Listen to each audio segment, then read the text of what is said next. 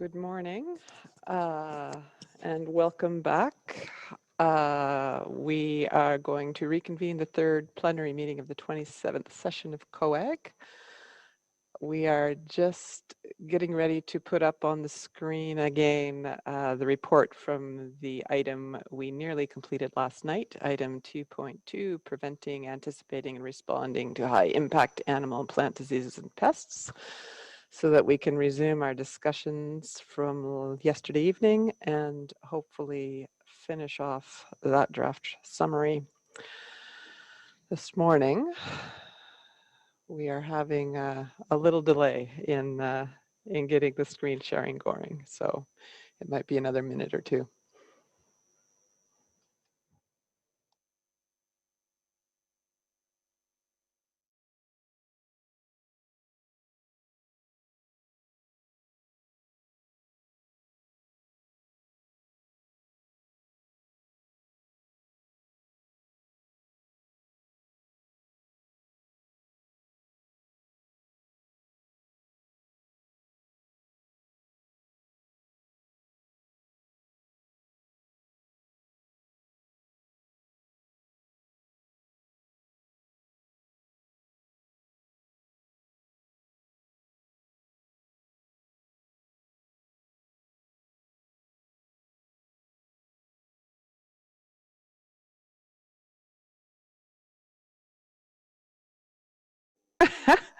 Thank you. I was on mute. It's an early morning.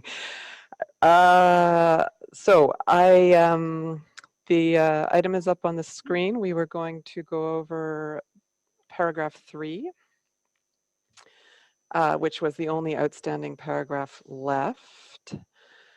As colleagues were waiting to get feedback from technical colleagues in Capital overnight. I did also get a suggestion for a technical change to that same paragraph from the Secretariat, which I think I would like to just add in for the committee's consideration, and just as a slightly more correct wording for the idea in the first line. So before I open the floor, I will just ask the Secretariat to put in that change, which is related to the emerging diseases in wildlife reservoirs. It's been suggested that a more accurate way of expressing that would be addressing risks associated with diseases emerging from wildlife reservoirs. So that does seem to me to be more precise. So I'll ask that to be put up, but of course, if there are reactions from the floor,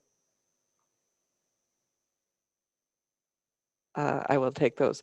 I'm now going to open the floor then for comments on this paragraph 3. And I will give the floor to to Brazil. Brazil, you have the floor. Oh. Good morning, Madam Chairman, and thank you very much for giving us the floor, and also this time for consultation. We do have a proposal on that paragraph. It just to rearrange it a bit to separate a little better the ideas. So, if I may, I'll just start by saying the beginning of the paragraph according to what would believe would be the best way. The committee noted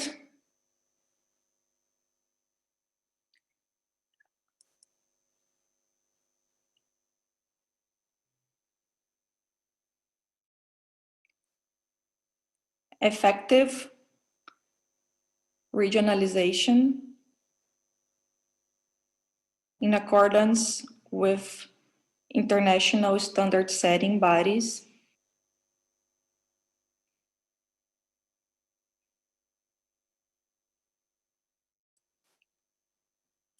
as an important tool to maintain trade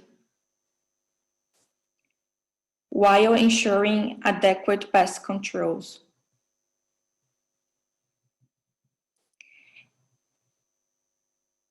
It also stressed the need of addressing risks associated with diseases emerging from wildlife reservoirs,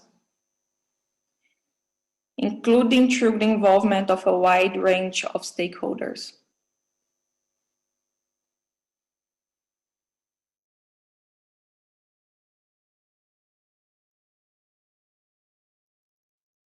We hope that this can be acceptable to colleagues. Thank you very much.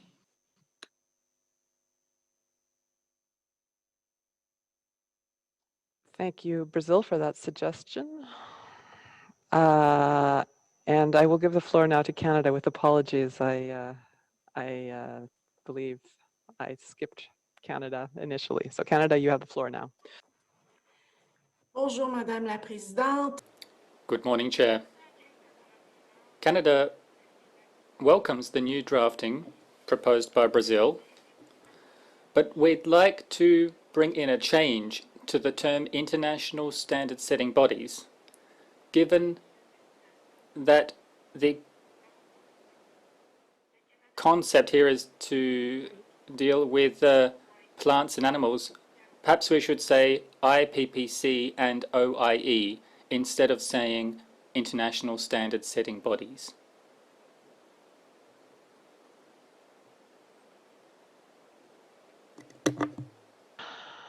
I give the floor now to Argentina. Gracias, Presidenta. Thank you, Chair. We thank the colleague from Brazil for this proposal.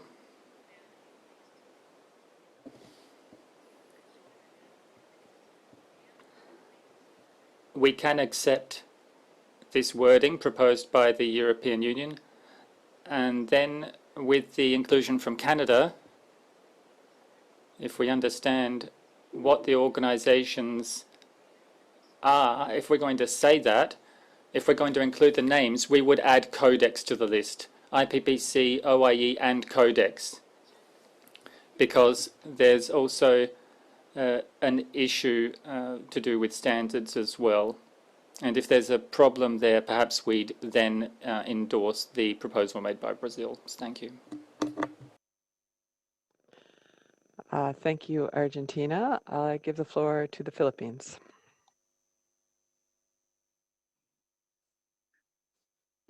Thank you, Madam Chair, and good morning to everyone. If I'm not mistaken, the EU has raised its hand before me, but if not, you can, yeah, I can go ahead. I'm in your hand, Madam Chair. Yeah, I had seen the EU raise its hand, lower its hand, and then raise it again. I'm happy to give the floor to the EU now, and then the Philippines. Thank you for that. EU, you have the floor.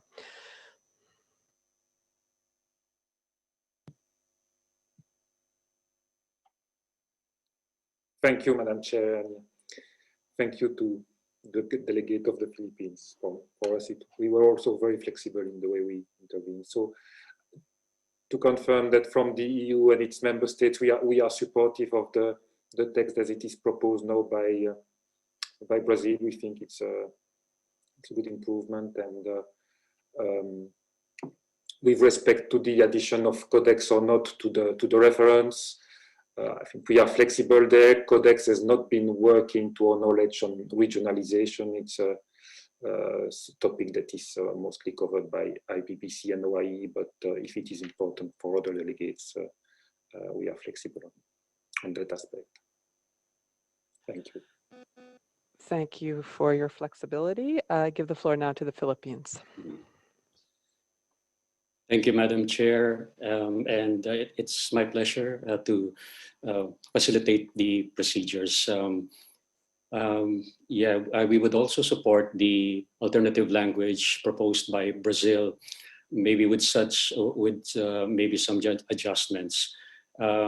in the first sentence, in accordance, we could maintain in accordance with international standard setting bodies, then comma, notably Codex, IPPC, and OIE. I did it alphabetically. So after international standard setting bodies, notably Codex, IPPC, and OIE, then comma, and consistent with WTO rules. This is also what we placed in the previous item in the paragraph introduced by Argentina. So I think it is also relevant because the concern here is that effective regionalization may be misinterpreted in various ways. Regionalization can be effective as seen by one member, but is not effective as seen by another. So I think one benchmark or parameter that we can introduce is the WTO rules, specifically the WTO SPS Agreement Article 6. So I would propose adding that, and then we can go along with the rest of the paragraph. Thank you. Okay, thank you, Philippines. So I guess at this point we could probably delete the IPPC and OIE reference in square brackets before ISSBs, just to clear that up. So we're working off. And so this, I guess, now is the text we're looking at as a near final text, but I open the floor for reactions. And sorry, I've lost my.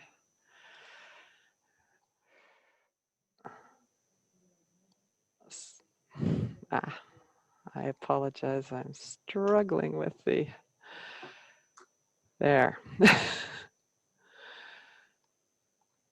Okay, I am seeing no requests for the floor, so I am going to take that the committee is comfortable with this revised wording. So Secretariat, we can go ahead and delete the initial paragraph 3 and replace it with the Brazilian proposal as amended by Canada and the Philippines. And thank everyone for their flexibility. I think it is improved and it's a tighter, more technical paragraph, which is appropriate for our technical committee. Okay, and 15 minutes, we've done it, even with the delay on our side. So thank you very much. We will send that text to the drafting committee, and we can now move on to item 2.6, which is operationalizing a food systems approach to accelerate delivery of the 2030 agenda. The relevant documents are COAG/2020/10 and COAG/2020/23.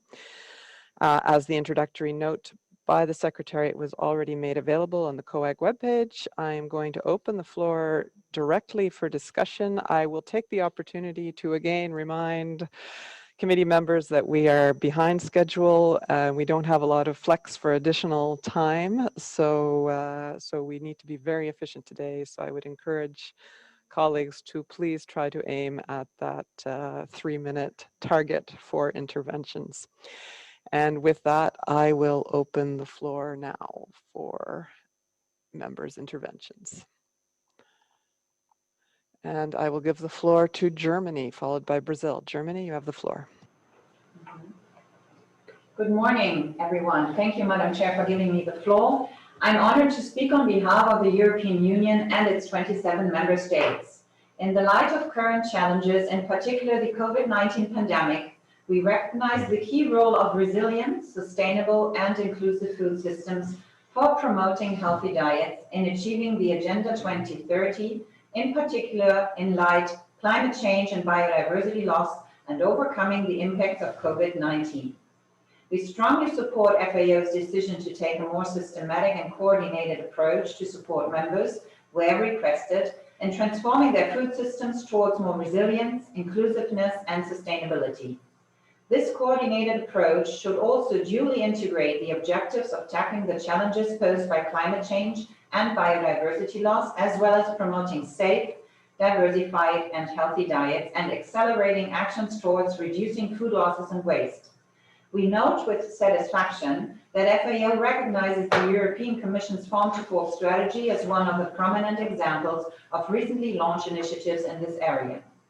The EU and FAO are currently developing methodologies to assess the sustainability of food systems, also given due consideration to the hidden costs as referred to in the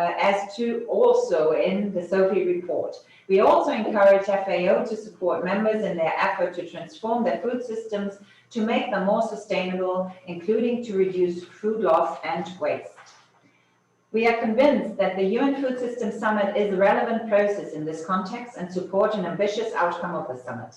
Given its important role in the preparatory process of the summit itself, we request FAO to provide all necessary support to the Special Envoy and her team. We feel it is essential that summit discussions and the follow-up process build on the recommendations of the Committee on World Food Security and the reports of its high-level panel of experts, including the voluntary guidelines on food systems and nutrition and its policy recommendations on agroecological and other innovative approaches. Furthermore, the European Union and its 27 member states take positive note of the draft updated vision and strategy for FAO's work in nutrition and support their efforts in achieving healthy diets for all. Finally, while appreciating inclusive processes and believing that indigenous peoples should actively voice their concerns and interests in relevant fora, to our understanding, the Committee of Agriculture is exclusively a platform for exchange among member states. The involvement of indigenous people and other non-state actors could be considered on an ad hoc basis. Thank you, Madam Chair. Over to you. Thank you, Germany. Before I give the floor to Brazil, I noticed in the chat there was a request for an revised order of the day. I'll just say now that my intention is to go through the items as they appear in the provisional timetable.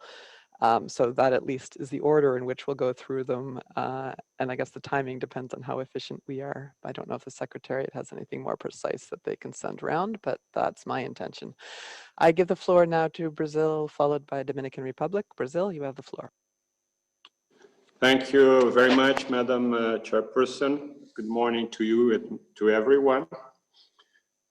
Among the points under analysis, we'd like to provide a few comments on FAO's draft vision and strategy on nutrition. We note with satisfaction the central role that diets play within the draft vision and strategy, and the attentive regard to the multiple dimensions that constitute a healthy diet, which go beyond the mere biological intake of nutrients, encompassing the social, cultural, and geographical aspects of eating. In this sense, we welcome the comprehensive and detailed definition of healthy diets brought by this version of the document. We view that the key to advance in nutrition is the development of a more sustainable food systems for healthy diets, and thus note with satisfaction that this is also the spirit of the vision and strategy for FAO's work in nutrition outlined by the document. As for the impact of COVID-19, it made clear that countries must join efforts to ensure regular supply of food everywhere in the world. It is also made evident that fighting inequality and promoting decent jobs is already a more than urgent task, which has the potential to directly impact the quality of the diets and improve nutrition through the enhanced access to healthy diets. Thank you very much. Thank you, Brazil. Dominican Republic, then New Zealand. Dominican Republic, you have the floor. Buenos días. Good morning. The Dominican Republic recognizes and supports the fundamental role FAO plays in promoting resilience and sustainability in food systems. The systematic promotion of these three dimensions in coordination with all stakeholders is of critical importance for SDGs 1 and 2, and also for all the other SDGs as well. This is the work that is being looked at by the CFS, and it also goes to the preparatory work for the UN Food Systems Summit. COAG is an important piece in this jigsaw puzzle globally. Our delegation, along with the other Latin American and Caribbean countries and all developing countries as well, and all member states, we all understand that the attainment of the targets and goals of the 2030 agenda depends on a food systems approach. In my country, indigenous communities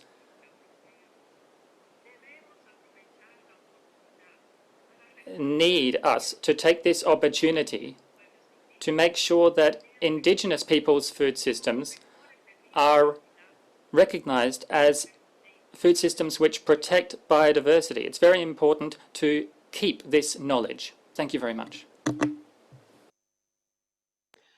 Thank you, Dominican Republic, New Zealand, then Australia. New Zealand, you have the floor. Thank you, Chair, and thank you to the Food Systems team for this paper. New Zealand recognises the vital role of food systems in achieving all of the SDGs and for the well-being of all people across all 4 dimensions of sustainable development. The 4th dimension of sustainable development is the cultural dimension, and we welcome the focus on Indigenous food systems in this document. This is of central importance to New Zealand given our treaty partnership between the Crown and Māori, our Indigenous people, as set out in our country's founding document. This partnership is strongly tied to our relationship with the land and sea and the food that we derive from it. The importance of Indigenous people's food systems is recognised by New Zealand, both in protecting our lands, waters and biodiversity and informing the development of sustainable food systems.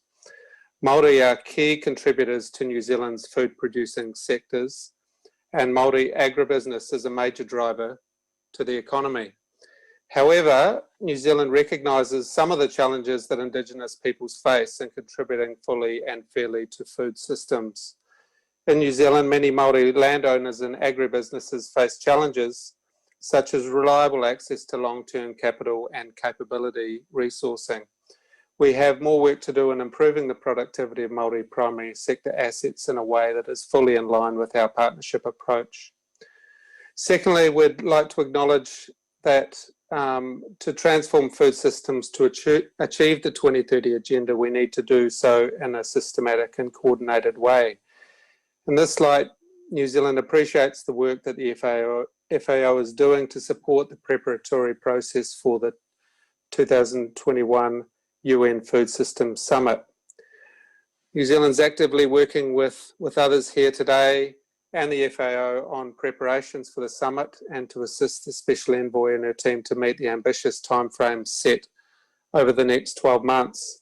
We're enthusiastic and willing to share our experiences from the Southwest Pacific region to advance the dialogues and outcomes to ensure our regional food system context is reflected. Finally, we'd just like to support the FAO in broadening the scope of its vision and strategy on nutrition. Thank you, Chair. Thank you, New Zealand. Before I pass the floor to Australia, I just wanted to pass on 2 requests from the interpreters, reminders to always have the video on when you are speaking, and if you are wearing a mask, take it off when you are making your intervention. I haven't seen that yet, but just a reminder from the interpreters. Australia followed by Russian Federation. Australia, you have the floor. Thank you, Chair. Before I start, I just want to quickly double check with the Secretariat that they're able to play Australia's short intervention by video at the end. If we're not ready for that, I'm happy to intervene a little bit later in the day.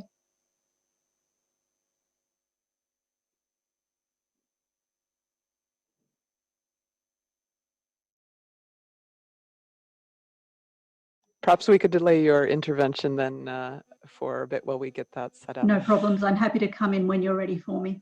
All right. Russian Federation, you have the floor.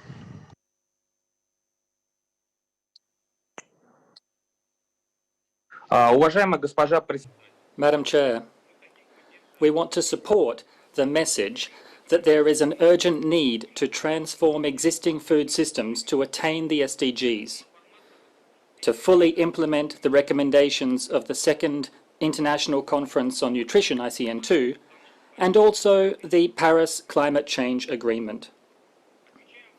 We note the importance of timely and in-depth substantive preparation of the 2021 UN Food Systems Summit, the new draft vision and strategy for FAO's work in nutrition, and also the launch of the Global Knowledge Hub on Indigenous Peoples' Food Systems.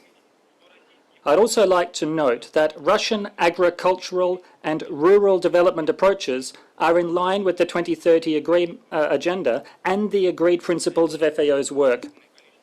Russia has a significant number of projects supporting international development, including projects geared towards building sustainable food systems, looking at sustainable use of soil, combating antimicrobial resistance in the food chain in several CIS countries, combating the desert locust in Africa, and joint programs with FAO, WFP, IFAD to streamline school feeding systems in Central Asia and the Caucasus through the use of produce from local farmers. Thank you for your attention.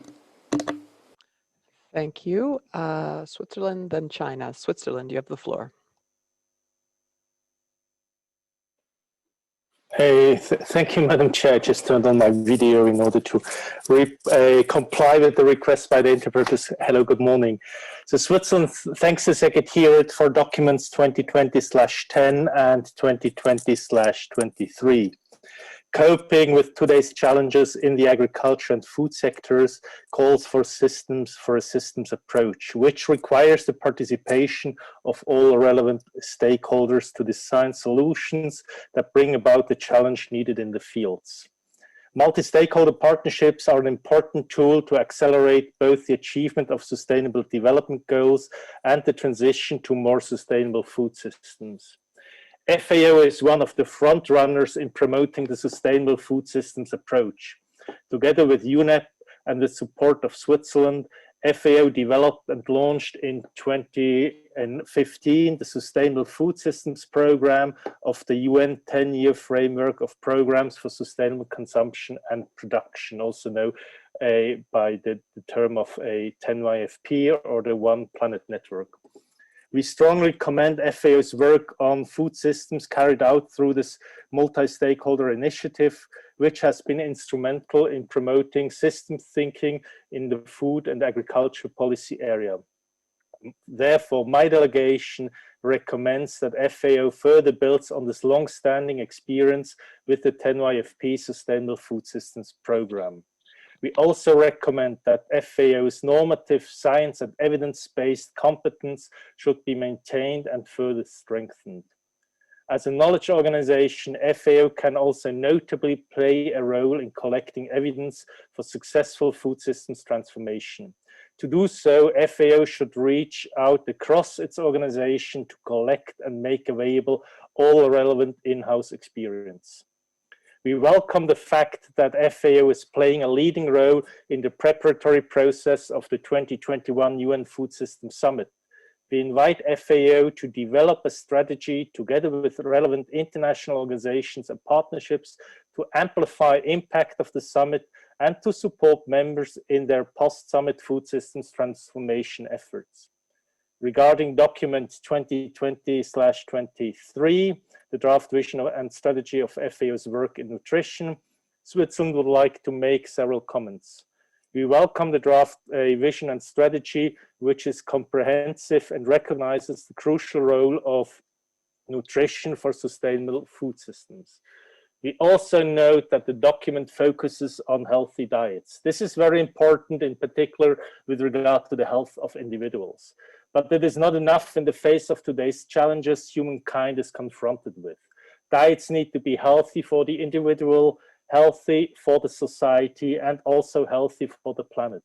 We propose, therefore, to refer to sustainable and healthy diets throughout the document as to reflect the systems approach.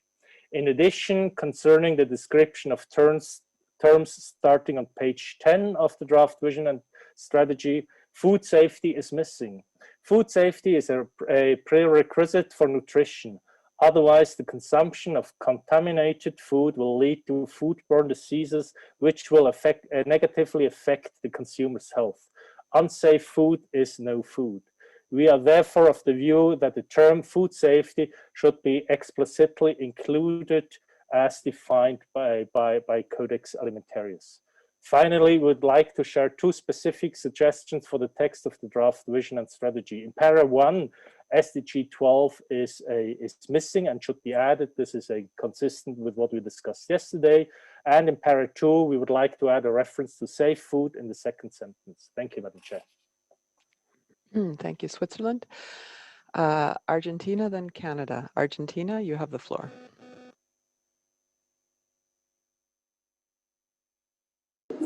Gracias, Presidenta.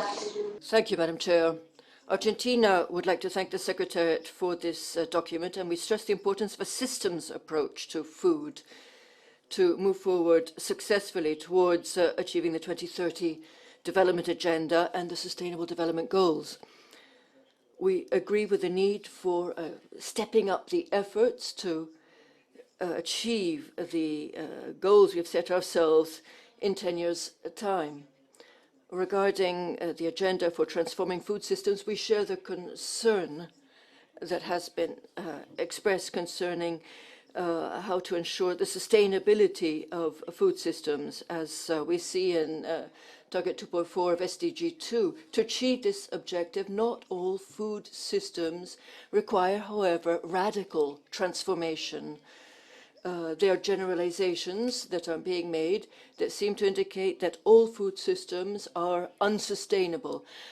On the contrary, there are systems that are sustainable in the three different dimensions and that are making use of good practices that could be adopted elsewhere in accordance with the local context. So the call for radical transformation also does not consider other work that is being done in FAO. For instance, when we look at agroecology and other innovative approaches, or when we address the food systems of indigenous peoples in different fora. Therefore, we wonder whether there's a need for transformation of these systems too. On this point, we would like to affirm, as you've already done in the past in the Programme Committee and the Council, that food system transformations should be adopted when necessary and in keeping with national needs. Finally, as regards the nutrition strategy, we appreciate the fact that the draft that is submitted in document 2020/23 highlights the debates and also captures the comments made by members to the first draft. And in particular, the reference to healthy diets based on sustainable food systems. And this is what we think should be the goal of a nutrition strategy. Regarding the concept of healthy diets, we also appreciate the fact that there is recognition of the fact that there isn't a single type, a unique type of healthy diet. It depends on the geographical context, the population features, the social and cultural factors of the different societies. And we see in paragraph 15 that the vision of the strategy is put out very clearly. Thank you, Madam Chair. Thank you, Argentina. Canada, followed by UK. Canada, you have the floor. Thank you, Madam Chair. There is an urgent need to transform the world's food systems to deliver nutritious, safe, affordable, and healthy diets sustainably and equitably. Canada fully supports the need for a food systems approach and a food systems summit as a need to achieve the Sustainable Development Goals by 2030 and respond to the impacts of COVID-19. Canada welcomes the FAO's proposed actions to operationalize a food systems approach and establish a common framework on sustainable food systems. On Indigenous peoples continue to face tremendous gaps in many areas, such as food security, access to health, and economic security. The global pandemic has exacerbated these issues and shines a light squarely on this inequality. As we move towards the 2021 UN Food Systems Summit, it is crucial for Indigenous leaders to be at the table, share their holistic approach to food systems, and convey their perspectives at the global, regional, and national levels on how to bridge these gaps. These include their insights on a number of issues ranging from food systems to innovations, to natural resource management strategies, to integrated approaches to health. Many of us, including in the scientist and research communities, know little about Indigenous knowledge in food systems. Canada believes that Indigenous peoples have the right to participate in and to be heard, in particular on issues and decisions that affect them at the United Nations and where they have a contribution to make. We stress the importance of moving towards the enhanced participation of Indigenous peoples in the UN system. This includes bodies and organizations across the system, such as the FAO. We welcome the launch of the Global Hub on Indigenous Knowledge and Food Systems, which will offer an opportunity to engage in a structured dialogue and build evidence and methodologies from the field. For example, the department I'm hailing from, Agriculture and Agri-Food Canada, is co-developing and undertaking science projects with Indigenous partners to support Indigenous-led agriculture priorities, which include the revitalization of traditional Indigenous agriculture systems. Part of our lessons learned has involved developing intercultural competency among our department scientists in order to prepare them for meaningful and positive engagement with potential Indigenous partners. We also support considering the participation of Indigenous people at COAG. Thank you, Madam Chair. Thank you, Canada. UK followed by Algeria. United Kingdom, you have the floor. Good morning, Madam Chair, colleagues and interpreters. Thank you to the FAO for this paper. The draft vision and strategy are comprehensive and ambitious, but we have a few questions. Does the FAO have the resources to deliver this agenda? How will FAO work with others, for example, in the run-up to the UN Food Systems Summit and COP26 to support this agenda? Growing global attention on food systems is welcome. It would be helpful for FAO to set out clearly what their specific added value or comparative advantage is. We recognize that there are sensible issues to resolve in achieving resilient, inclusive and sustainable food systems. And we would rather not focus on trade-offs, but focus on enhancing triple wins or multiple wins, acknowledging the deep economic costs of poor health, climate change and environmental degradation. We would encourage FAO to include specific reference to the key role that data plays and how FAO will collate and report this data. Lack of data on diet, affordability of nutritious food continues to hamper efforts to understand where the biggest challenges and priorities exist. We would also like to see a specific reference to how all parts of FAO will be held accountable for supporting delivery of this vision and how progress will be reported on through FAO's strategic results framework. Thank you very much, Madam Chair. Thank you, UK. Algeria followed by Australia. Algeria, you have the floor. Thank you, Madam Chair. And since this is the first time I'm taking the floor, I would like to thank you for the good management of this event. And then I'm going to go in French, if you allow me. L'Algérie présente cette déclaration. Algeria is making this statement on behalf of the Africa Regional Group on this item, the operation of food systems approach to accelerate delivery of the 2030 agenda. First of all, the African Regional Group welcomes the documents submitted by the Secretariat and would like to commend the work carried out by the staff, which in this session has presented very high quality documents. As concerns the specific document, we think that it is important to reiterate the importance of the 2030 development program, which calls for prosperity, elimination of poverty in all forms and dimensions. It is clear and has been clearly demonstrated in the document that work needs to be done in this program, dealing with the food systems themselves, the actors, the different dimensions, including the environmental dimension. And therefore, we all ask that throughout the planet we've learned to face this unprecedented situation due to COVID-19, which has shown us the vulnerability of our populations and pointed out the fragility of food systems, and also pointed the link between malnutrition and disease. Food security is essential, and therefore there's a sense of real urgency for us to transform our food systems, moving towards more sustainable systems that are able to ensure healthy, safe diets that are respectful for the environment. And that really highlights the importance of this document.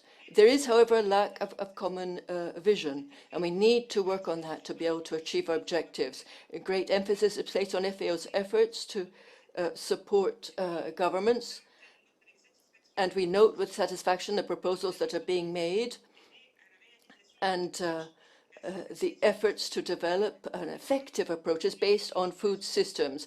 We look forward to the United Nations Food Systems Summit and the strategy, the new strategy and vision of FAO nutrition, the development of also the knowledge hub on indigenous food systems. The Africa region countries therefore endorse the document, COAG / 2020/10, and once again welcome the high quality of the document that is submitted to us. It is my country is deeply committed to working together with FAO to achieve these objectives. Thank you, Madam Chair. Thank you, Algeria. Australia,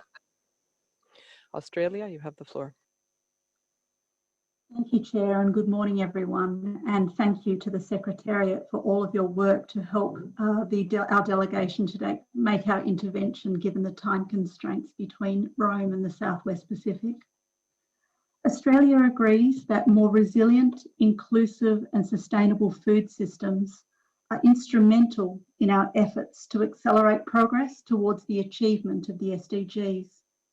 We also agree that the COVID-19 pandemic has revealed some of the fragilities in contemporary food systems. But we also note that the pandemic has highlighted a number of strengths. It is important that we reflect upon and build on these strengths, especially as we prepare for the 2021 UN Food Systems Summit and collectively work towards future-proofing global food systems and safeguarding food security. As noted earlier, it is also important to recognise that not all food systems need to be transformed in order to be resilient and sustainable, although we do acknowledge that there is scope for the sustainability of all food systems to be improved. In line with this, we ask the FAO to keep in mind national contexts when discussing the need for food systems transformation. In response to the request for guidance on how the FAO can further support members in achieving sustainable food systems, Australia offers the following. We consider it is important for the FAO to advocate a sustainable food systems approach that encompasses all actors along the food and agricultural supply chain, and one that addresses the three pillars of sustainability: the economy, the society, and the environment. However, we strongly caution against the FAO promoting any one strategy over another. This is because of diversity of circumstances around the globe. Countries must be able to choose the right tools and practices for local environmental and soil conditions and be able to apply appropriate regulatory arrangements that recognise technology available for their farmers. We firmly believe that there is no one-size-fits-all approach to sustainability, and to address this, it will be important for the FAO to facilitate open, inclusive and collaborative dialogue to ensure any international standards allow all countries to establish sustainable food systems that are tailored to their unique climate, biodiversity and environment. Finally, we appreciate the acknowledgement of the important contribution Indigenous knowledge and Indigenous-led approaches have led to food systems. And with this, I would like to play a short intervention via video from one of my colleagues in Northern Australia. Thank you.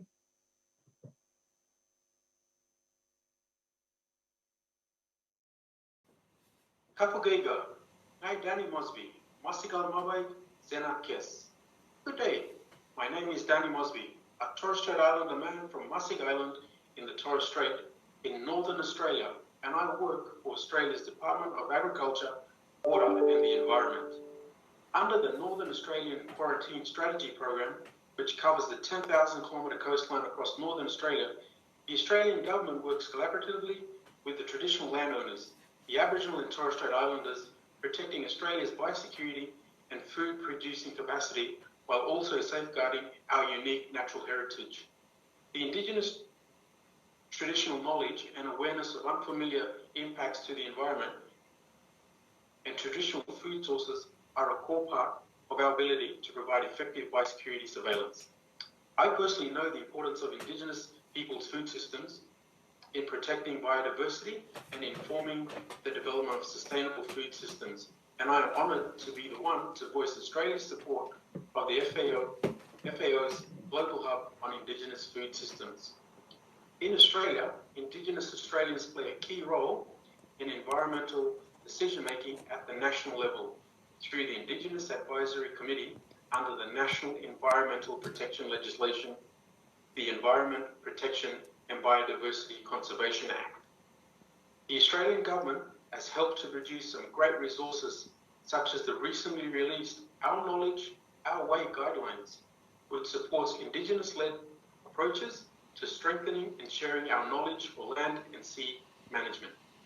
I hope the FAO can keep working with Indigenous Australians like me, so together we can incorporate Indigenous knowledge and approaches into global policy making by sharing our perspectives. Kaimel Zagat, let's work together hand in hand. Yawo Amina Kaimeso. Goodbye and a most sincere thank you. Thank you, Australia. Indonesia, followed by USA. Indonesia, you have the floor. Thank you, Madam Chairperson. Indonesia recognizes the significant role and appreciates FAO's continuous effort to build resilient, inclusive, and sustainable food system. We agree that the food system approach can provide a more effective basis for action toward a sustainable food system that reduces food loss and waste and is nutrition sensitive, equitable, and resilient. For Indonesia, a national legal basis is fully required in order to build sustainable and resilient food system.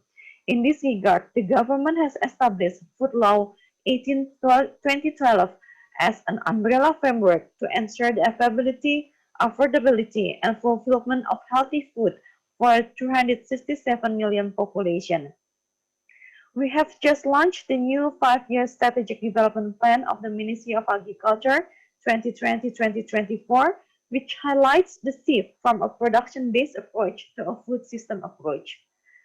It is important to reiterate that Indonesia views digital innovation in agriculture as an essential aspect in enabling member countries to create sustainable agriculture and food system.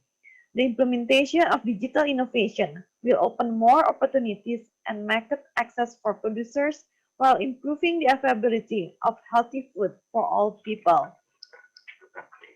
Further, we support the ongoing consultation on the development of the draft new vision and strategy for FAO works in nutrition, as well as the FS voluntary guidelines on food system and nutrition.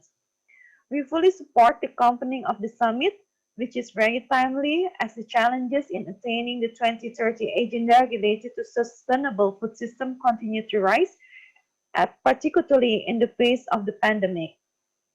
In this regard, we appreciate the FAO's technical assistance under Global Subprogram on Governance Innovation for Sustainable Development of Food System to support more coherent and effective cross-sectoral programming and planning for sustainable development and transformation of food system in Indonesia.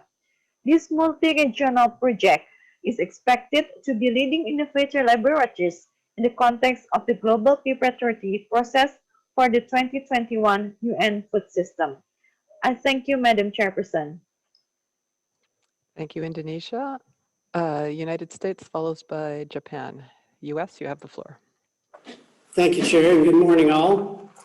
The United States supports FAO's effort to support members in aligning food system actors' initiatives in support of more sustainable food systems through the provision of improved evidence, policy, and regulatory guidance. Like many other states have mentioned this morning, such as Argentina and Australia, the United States cautions against effort that might override members' identified national priorities or suggestions for a one-size-fits-all approach. Thank you, and over to you, Chair.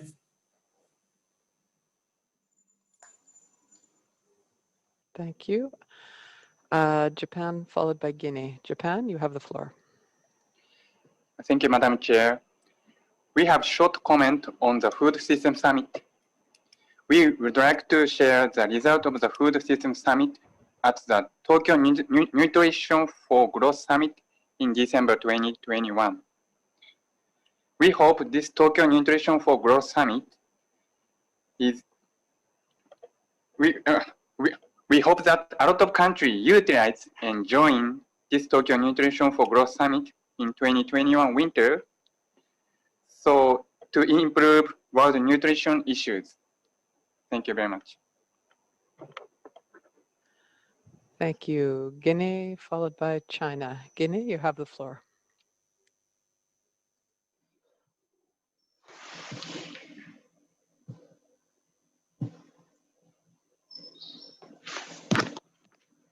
Merci, Madame la Présidente.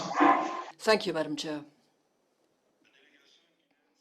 The delegation of Guinea welcomes the statement made by Algeria on behalf of the Africa Regional Group and align ourselves with that the statement on item 2.6 on today's agenda.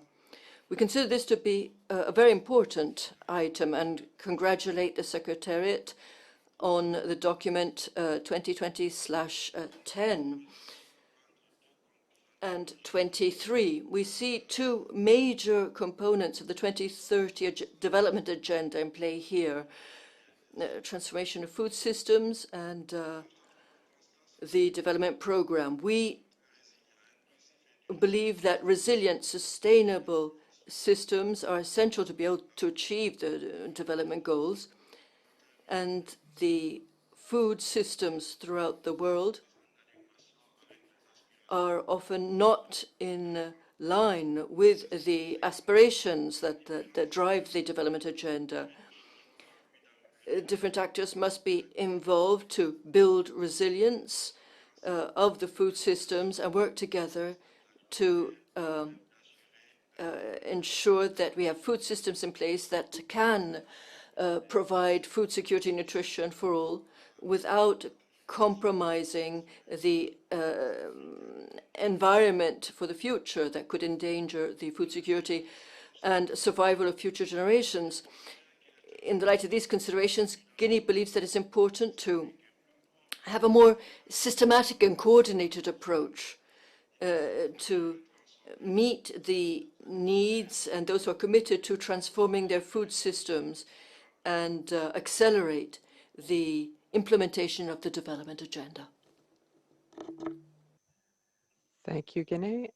China, then Thailand. China, you have the floor. Thank you, Madam Chair. China believes that enhancing the resilience and sustainability of food systems is a key measure to cope with the crisis and advance the attainment of SDGs. Therefore, China encourages FAO to adopt more systematic and coordinated measures to support its members in boosting the transformation of their food systems in order to speed up the realization of 2030 agenda. Furthermore, China commends the role of FAO in the preparation of the 2021 Food Systems Summit. We encourage FAO to continue its active and full involvement in this process by playing a crucial role in the preparation, convening, and follow-up activities of the summit.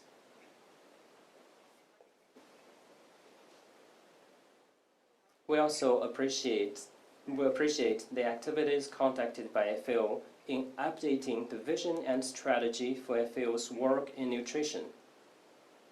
We encourage FAO, when drafting the new vision and strategy, and especially the implementation plan, to take into consideration the suggestions and comments provided by different stakeholders, as well as the severe challenges that the current global food systems are facing, so as to effectively secure the nutrition and health of vulnerable people, such as smallholders. Thank you, Madam Chair. Thank you, China. I give the floor to Thailand. Good morning, and thank you very much, Madam Chair. Thailand welcomes and recognizes the work of the organization to ensure that a food system approach can be more effectively operationalized, to have more resilience and sustainable food systems. COVID-19 has changed our life. Apart from the health challenges, the pandemic has also caused great harm to the global hungers and nutrition situations. These situations also show us that we need a strong local food supply and local food system as such. To build better and more resilience the national and global food systems. Therefore, we must take urgent action to transform our food system. And Thailand also acknowledged that the world needs the resilience and sustainable food system to deliver healthy food for healthy diets for a healthy planet. We also acknowledge the work of the Committee on World Food Security, CFS, and High-Level Panel of Experts, HLPE. We do hope that the ongoing work on voluntary guidelines on food system and nutrition and policy recommendation on agroecological and other innovative approaches will feed to the discussion of the UN Food System Summit, and also those policy guidelines and global policy recommendations will be implemented at the country level with support of the members and other stakeholders. Thailand has implemented several projects and programs on sustainable agricultural development aiming at reducing poverty, improving the quality of life, reforming agricultural sectors, enhancing food security, and improving better nutrition and food safety of people. With the National Strategy on Sufficiency Economy philosophy, these concepts align with the SDG goals and also with the transformation of the sustainable food systems. Through the multi-stakeholders and inclusive approach, food systems should be transformed to the resilient and sustainability of food system for all. We need all members and all stakeholders to participate actively and constructively in this process. Finally, Thailand encourages FAO to coordinate and support members in the transformation of their food system to accelerate progress toward the achievement of the 2030 agenda. We also support the organization to play an important role in supporting the preparation of the 2021 UN Food System Summit. Thank you very much, Madam Chair. The other way they can listen. If you say so. Thank you, Thailand. I have Guinea has requested the floor again, but I will move first to Sudan, who has yet to take the floor, and then move back to Guinea. Sudan, you have the floor.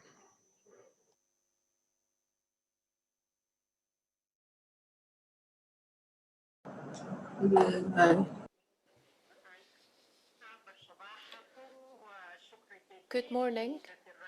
Thank you very much, Madam Chair. Sudan welcomes the document, and we agree with the pressing need in light of COVID-19. We all have to work together to make food available, as well as clean drinking water. Irrespective of any circumstances, in order to avoid any suffering resulting from hunger and lack of food, we in Sudan focus on the main staples to provide food for our population as much as possible. We do thank FAO for all the effort and for all the support provided to us for the technical assistance we receive. Finally, I agree with the proposal made by Switzerland. It's a very relevant proposal, and I believe that it will make this strategy even better. Thank you very much. Good morning. I will continue. Commenting on food systems, we believe that the sustainability of food systems require development interventions to deal with the many threats we face in food security in our country. We should not focus only on humanitarian interventions, and this should be accompanied by development efforts in many regions. We also believe that we need to strengthen the value chains in terms of production, storage, and processing until the food reaches the consumers. If we take care of all the value chain, we will ensure food security. Also, environmentally friendly agriculture as well as smart agriculture are necessary. We also need to enhance livelihoods, since with the increase of income and availability of food, we can secure a good life to all. So sustainability should mean resilience and availability in a steady manner without interruption. Thank you. Thank you. Allow me to add to my colleagues.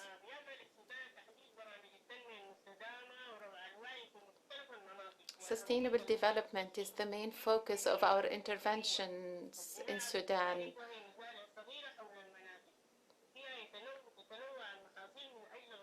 The diversity of crops is important, and we need to also rehabilitate infrastructures to enable for food production. Thank you.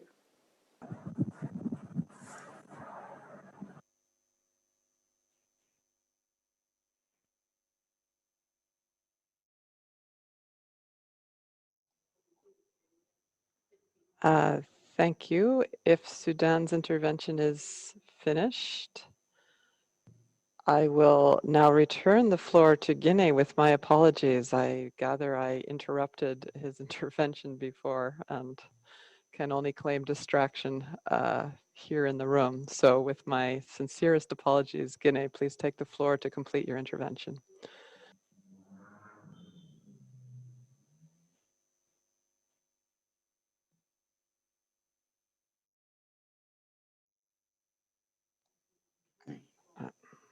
Hello? I think you can proceed. You're unmuted. Okay. Merci, Madame la Présidente. Thank you, Chair. Guinea aligns its statement with the statement made by Algeria on behalf of the Africa Regional Group and also the G77 and China statement on item 2.6. Guinea believes this is a very important item on the agenda, and we'd like to congratulate the Secretariat for having provided this document which deals with two very important parts of FAO's work, which is the transformation of food systems around the world and the attainment of the SDGs. We agree that resilient, inclusive and sustainable food systems are needed to accelerate the attainment of the Sustainable Development Goals, and many systems around the world are not in line with our goal to achieve the 2030 Agenda. Many actors need to work together in order to improve the resilience and sustainability of these food systems. They need to work together in order to promote these systems to ensure food security and nutrition for everyone, allowing future generations to live in food security with good nutrition. In Africa, the attainment of the SDGs and the success of the 2030 Agenda, and also sub-regional national agendas, need the implementation of sustainable food systems. Sustainable food systems contribute to the attainment of SDGs 1, 2 and 3.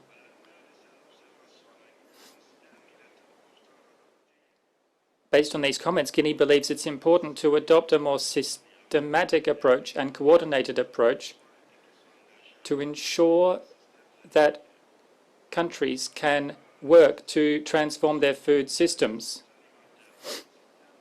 The 2021 UN Food Systems Summit, organized by the UN Secretary General, is an opportunity for us to have commitments and ensure that we have coordinated actions in the UN system. It's also an opportunity to welcome FAO's leadership in this process, and this has been shown through wide consultations with members and other actors. We believe that consultations need to continue in the most inclusive way possible, and they also need to look at the concerns of beneficiaries to ensure that the summit will be decisively important when it comes to transforming food systems. We share the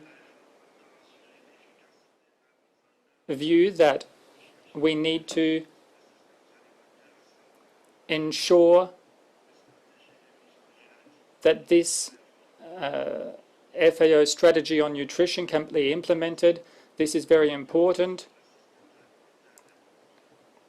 as is the Global Knowledge Hub on Indigenous Peoples' Food Systems. Chair, the structural change and transformation of food systems has been on our minds for many years. We have various programs that have been put in place as well. There was a program in 2016 to accelerate work in this area. In Guinea, we have public-private partnerships. We have e-commerce. We have many programs that we have put in place geared towards innovation, and we encourage FAO to continue its good work in supporting areas related to the whole supply chain when it comes to food systems. Chair, ladies and gentlemen, despite efforts deployed by FAO and the whole development community, member countries and other actors, the current food security and nutrition situation in the world is not in a good enough state for us to think that we can attain the SDGs. We need to act.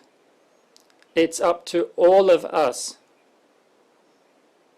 because the clock is ticking and 2030 is fast approaching.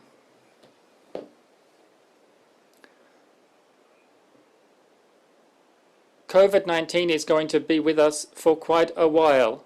We need, in this context, to be able to implement strategies to transform food systems and also adopt strategies so that we are more resilient in the current COVID-19 context. In this context, I can assure everyone that our country stands ready to continue to work with our partners. Thank you very much for your attention. Thank you, and again, my apologies for interrupting you earlier. It will be Egypt followed by Malaysia. Egypt, you have the floor.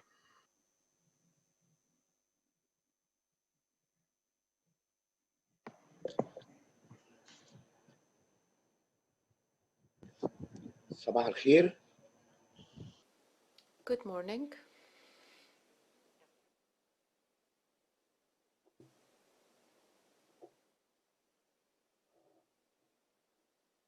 We can't hear the speaker.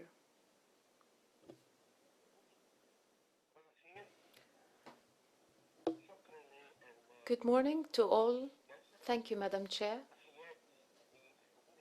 My greetings to all participants in COAG 27. We thank the organization for the preparation of documents leading to this important debate on food systems. We attach great importance in Egypt on food security and the adoption of food systems compatible with the environment through clean agriculture as well as organic agriculture in order to adapt to the environmental situation. We also give priority to the management of soil and water as a means to care for our resources. Starting from 2014, His Excellency President Sisi directed his instruction to the project of 1 million fidans for agricultural expansion in Egypt in order to meet the increasing population in the country and also to adopt a higher per capita share in agricultural land. This has led us to adopt new systems, agricultural and ecological systems, adapted to the environment both in the northern part of the country as well as along the Nile River Valley. As you all know, there is different climates between the north and the south. We do plant important crops in the north according to the local climate, and these crops are different from what we plant in the southern part of the country due to the high temperatures in this region. We also place high importance on the public interventions in collaboration with the private sectors. We engage in fruitful investments, and this is clear to all of us as we adopted in Egypt new systems adapted to our local circumstances.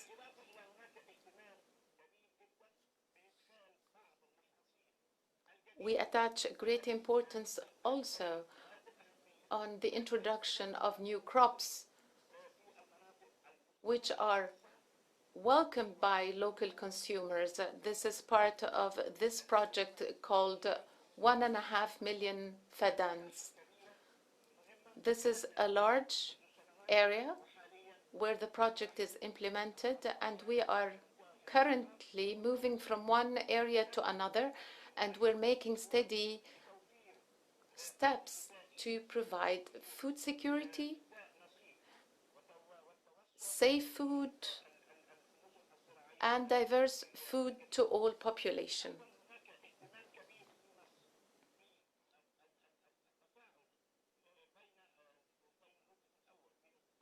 We believe in the importance of partnerships between the public and private sectors in order to revitalize the rural areas.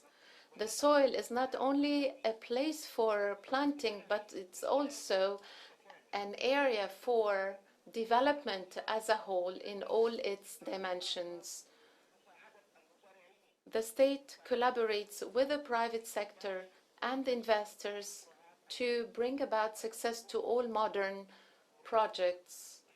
This is under the leadership of His Excellency President Sisi and his government.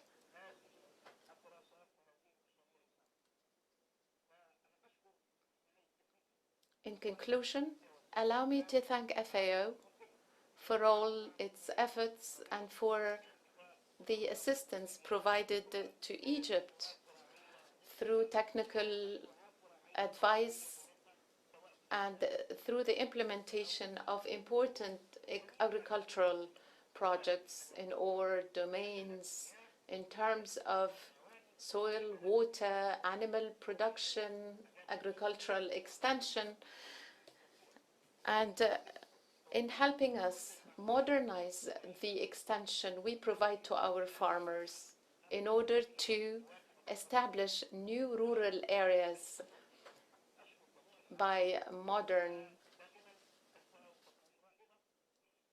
techniques. We thank you, and we thank FAO for all its work. Thank you.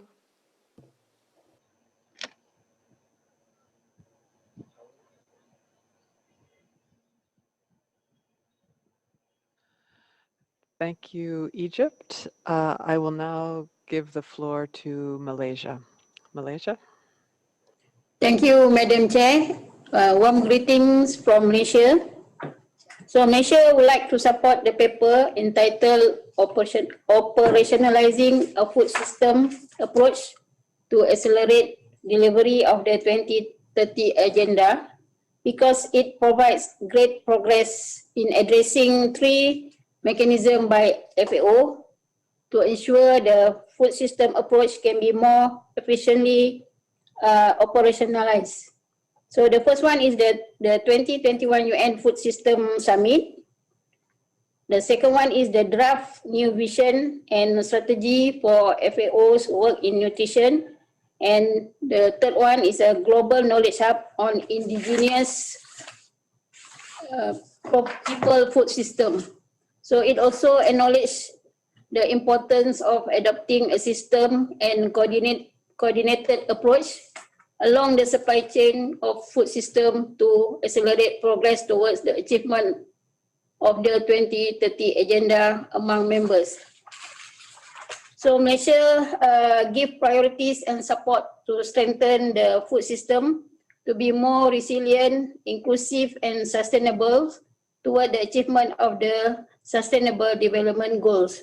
So Malaysia also support the initiative taken by our government and industry to address the issues of food system.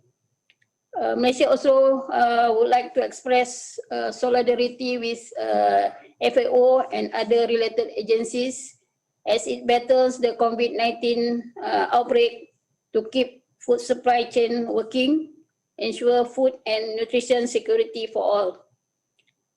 Malaysia would like to reiterate our concern about the impact of the COVID-19 pandemic on food system that threaten food security, nutrition, and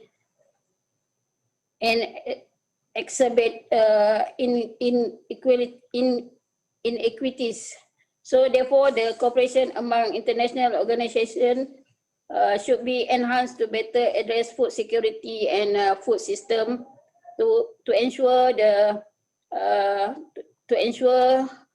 to overcome on these malnutrition issues. Thank you very much. Thank you, Malaysia. Before continuing with the speakers list, I wanted to flag that I've had a request to make a change to our order of the agenda and to have the discussion of the livestock subcommittee this morning, if possible, as was in the original provisional timetable. I'm happy to accommodate this. So my suggestion is we will finish with our speakers, get the Secretariat response, and then try to whiz through the report optimistically, and then move to item 2.3, the COAG proposal for a COAG subcommittee on livestock. And after we complete 2.3, we'll move back to 2.10, the Rural Youth Action Plan. So that is my proposal. I'll move on. If there are concerns with that, please feel free to raise them in the chat. I've completed my list of member speakers, so I'll move now to observers, and I will give the floor now to Singapore. Please go ahead, Singapore. Thank you, Chair. If we are to achieve the UN SDGs by 2030, urgent action is required to transform how food is produced, accessed, valued, and consumed. The COVID-19 pandemic has emphasized the importance of having sustainable food systems. The UN Food Systems Summit is a crucial staging point towards the achievement of the SDGs, particularly to ending hunger and driving sustainability.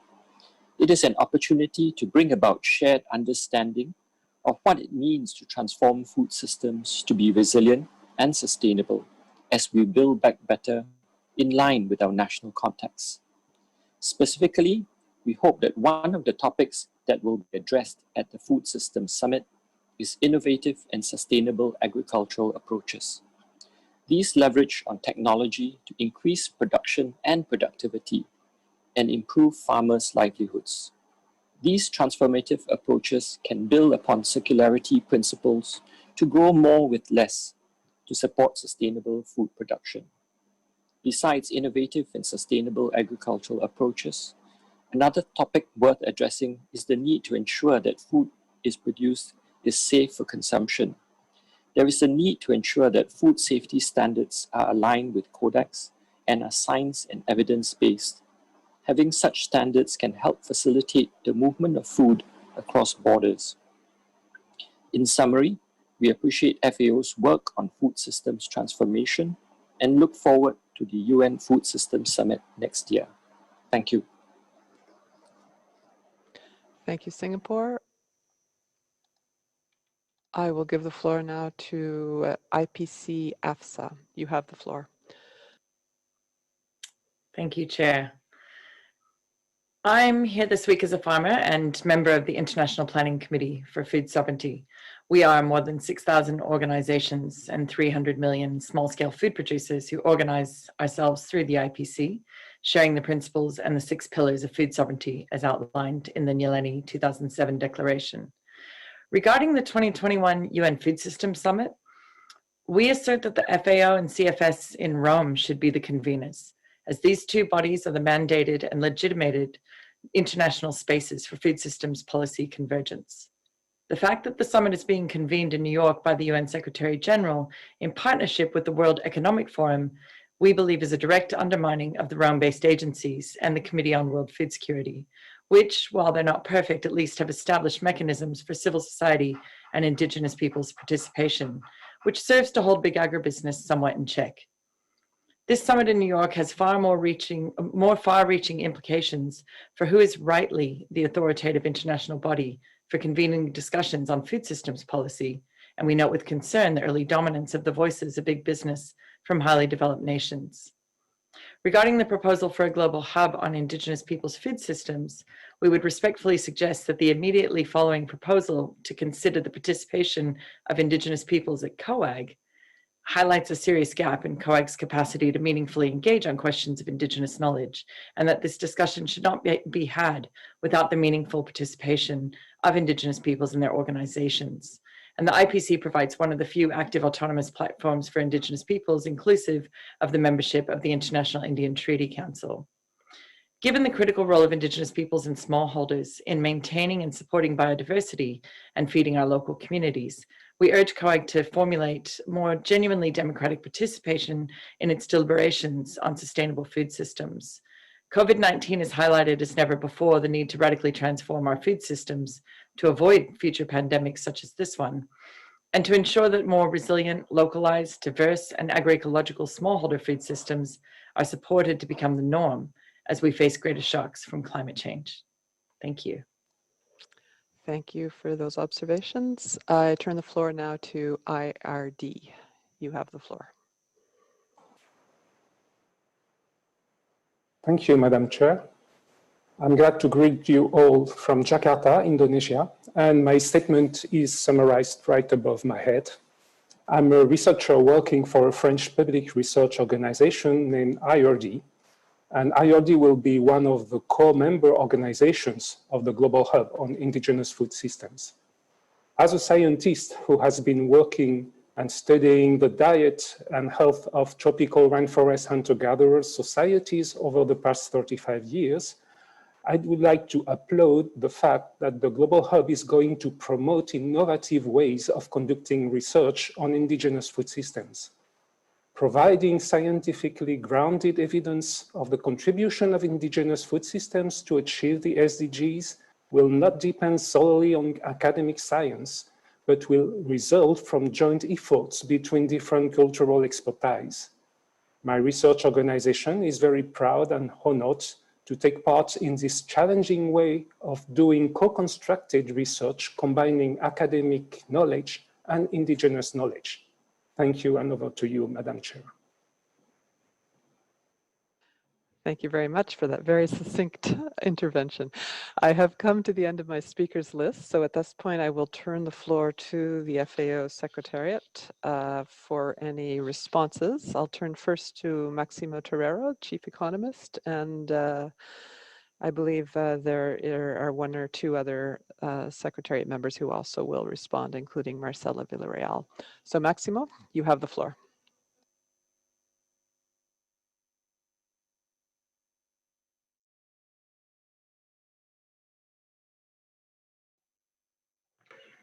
Sorry, Jennifer, it's Jamie Morrison speaking. It maybe that Maximo is caught up in another session, so he's asked us to speak on his behalf if that's the case. All right, please take it away, Jamie.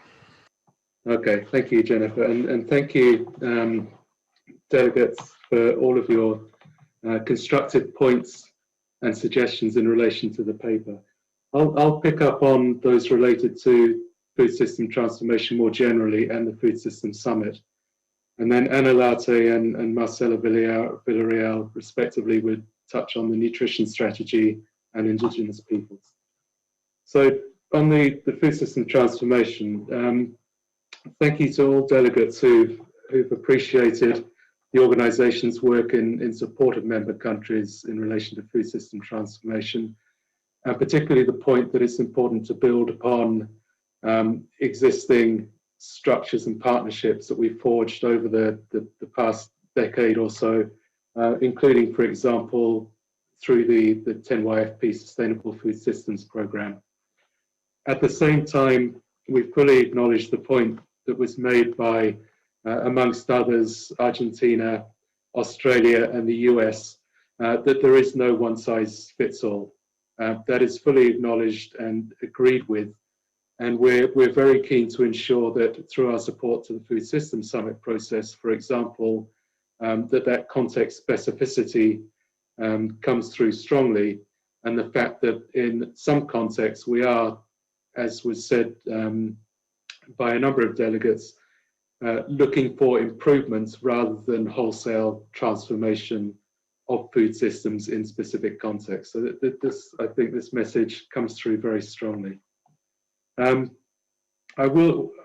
said I wouldn't comment on indigenous peoples, but just in the context specifically of the Food Systems Summit, acknowledging Canada's point on the importance of indigenous peoples leaders being at the table with respect to the summit. Again, fully agree. There is a representative of the indigenous peoples on the advisory committee. We've engaged with the chair of the scientific group only 2 weeks ago with indigenous peoples to ensure that the voice of indigenous peoples, evidence on and from indigenous food systems is fully incorporated in the sort of what you might call the more mainstream science and evidence behind food system transformation. And I think finally, at this stage, just to answer to try to answer the question from the UK as to how FAO is working with others in supporting the Food Systems Summit process.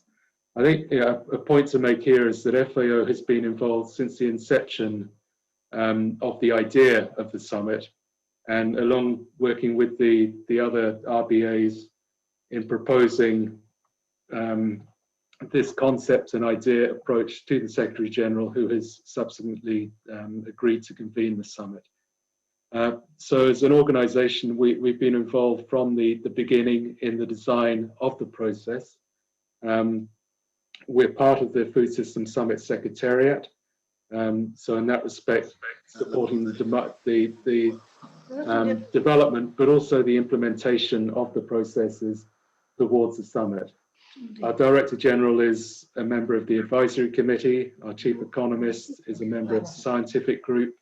As I've said, we're a number of us as staff are part of the Food Systems Secretariat team, and indeed FAO is hosting the Rome-based part of the Secretariat in support of the summit.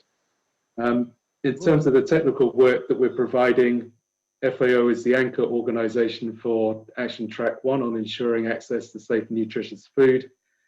We have a strong emphasis on the knowledge, policy and evidence work stream, bringing forward not just evidence and data, but also modelling approaches, connecting and supporting the process of food system dialogues. So just to make the point that yes, we are and will continue to support this process through to the summit, and as importantly, perhaps more importantly, in the steps that need to be taken after the summit to ensure that countries are fully supported in taking the next steps towards the transformation of food systems. So I'll leave it at that. Thank you. Thank you. Okay. I'll turn the floor now to Anna Larty if she wanted to make any comments, and then Marcella. Yes. And if they could be as short as possible, it would be appreciated. Okay, thank you very much, Jennifer. It's a pleasure, and thank you very much for chairing this whole session very nicely. I thank the members for the very, very useful comments that have come up. I'll just say a few points, and I'll try to be as brief as possible. It won't be very long. Certainly, in the discussions, we've seen the heavy emphasis on sustainable food systems delivering a healthy diet, and this has come out very clearly. And it was very clear that it's not just healthy diet, but we should also be talking about a healthy planet. So we note that. We also, there was a lot of emphasis on looking at the local context and taking this into consideration. The one size fits all clearly also apply to what we are doing with healthy diets, and also to take the local context being critical. This came clearly from Argentina's intervention, from the intervention from USA and others, and we will look at that. And New Zealand, we really appreciate your comment on the fact that FAO is broadening its vision and strategy on nutrition. This is what we really want to achieve. Thank you for highlighting this. Switzerland talked about the fact that raised that food safety is very important. It is, we acknowledge that, and if it's not well articulated, we actually mentioned it in the strategy, but I think we'll have to strengthen the language around the importance of food safety on healthy diet. Certainly, we cannot talk about healthy diet when food safety is not an important aspect, and we will try and align this with the Codex standards. Also, you mentioned that SDG 12 is not mentioned. We will look at this and ensure that this is addressed. Indonesia mentioned the importance of digital innovation. It's critical for food systems transformation. Indeed, innovation is also very important for the healthy diets that we all want to attain. How we can do things differently to ensure that everybody, the vision we are talking about is that all have access to healthy diets, and this will certainly take innovation. Japan mentioned the nutrition for growth. Thank you, Japan, for bringing this up. As you know, FAO is involved in the advisory group of the nutrition for growth, and we will continue to actively engage in the preparations for nutrition for growth. Indigenous knowledge came up strongly, and how we can tap on indigenous knowledge to transform food systems and deliver on healthy diets. This is very, very critical and will improve this aspect of the strategy. Again, we mentioned indigenous people's knowledge and their contribution, and we'll make this aspect very strongly. China said the strategy implementation plan should take into consideration comments from stakeholders. Indeed, in the whole process of developing this strategy, we have engaged with several stakeholders, members, we have engaged in outside institutions, UN groups, private sector and all, and we will continue to make this engagement a very important part of the nutrition strategy. The strategy is all of FAO's work, and that is why the consultation and this engagement, broad engagement, is very important. It's not something that is based on HQ. We are bringing our country people, their experiences at country level, country offices. All of these will come into play as we work on developing this nutrition strategy. So, Madam Chair, I think I'll end here. Thank you very much, and really appreciate the comments that we have received from members. Thank you. Thank you, Anna. I turn the floor now to Marcela Villarreal, Director for Partnerships and UN Collaboration. Marcela, you have the floor. Thank you very much, Madam Chair. Indeed, I'll be very brief. I'd just like to reiterate the importance that FAO attaches to systems thinking, as was mentioned by different delegations today.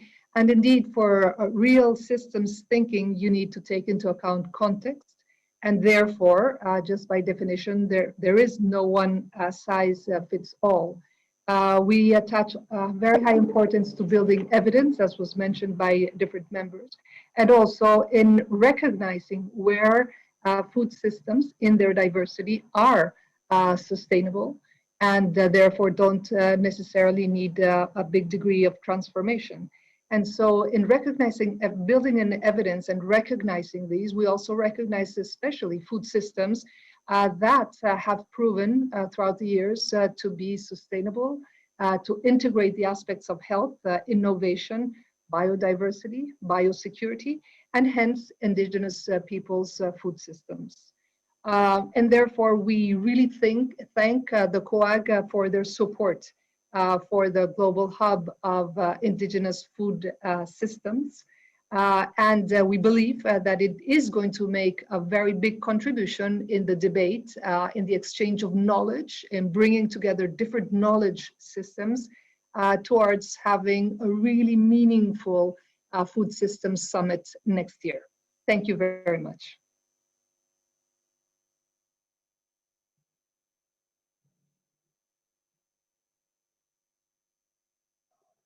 Thank you very much for that. I apologize, I was distracted. We were working on the summary report, which of course is a challenge given the richness of the discussion. Given that they are still working on that, and I think our discussion will go more easily if we have a little more time here, what I propose, and also given the interest in getting to the livestock subcommittee topic as early as possible to accommodate experts in far-flung time zones, I propose that we will move now to the livestock subcommittee topic and start the interventions there, and then we'll see how it goes, in which order we do the looking at the summary report for this item and the livestock subcommittee item, but we'll do those one after the other when we complete the discussion on the livestock item with the indulgence of the committee. So unless there are objections, what I will do now is suspend our discussion on item 2.6, this food systems item 2.6, and pending our discussion on the summary report that will happen later today, and move now to item 2.3, proposal for the establishment of a COAG subcommittee on livestock. Again, the introduction to this item has already been made available, so we will be able to move. Oh, I see some hands are raising, but I'm going to assume these are for the livestock subcommittee item. So if that's not the case, you will tell me when you come to your intervention. So I will open the floor now to members for discussion on the livestock subcommittee. And I am starting with Germany, followed by Indonesia. Germany, you have the floor. Thank you, Madam Chair. Thank you for giving me the floor. I'm honored to speak on behalf of the European Union and its 27 member states. We recognize the work carried out to provide detailed information on the possible establishment of a subcommittee on livestock and appreciate and support the rationale developed for its establishment. We recognize the crucial importance of livestock for food security, nutrition, and livelihoods, including for pastoralists and family farmers. We call for a balanced and holistic approach to address the complex social, economic, and environmental issues and trade-offs associated with the sector, including climate change and One Health considerations. We see a clear need for an intergovernmental forum to address the complexities of livestock development in a more coherent manner. That is why we acknowledge that the subcommittee should serve as a unique, neutral, dedicated intergovernmental forum for addressing livestock issues and optimizing the sustainable production and health of livestock. As such, it would allow governments and key stakeholders to exchange information and views on all matters relevant to sustainable livestock production and could advise COAG on technical and policy matters related to livestock.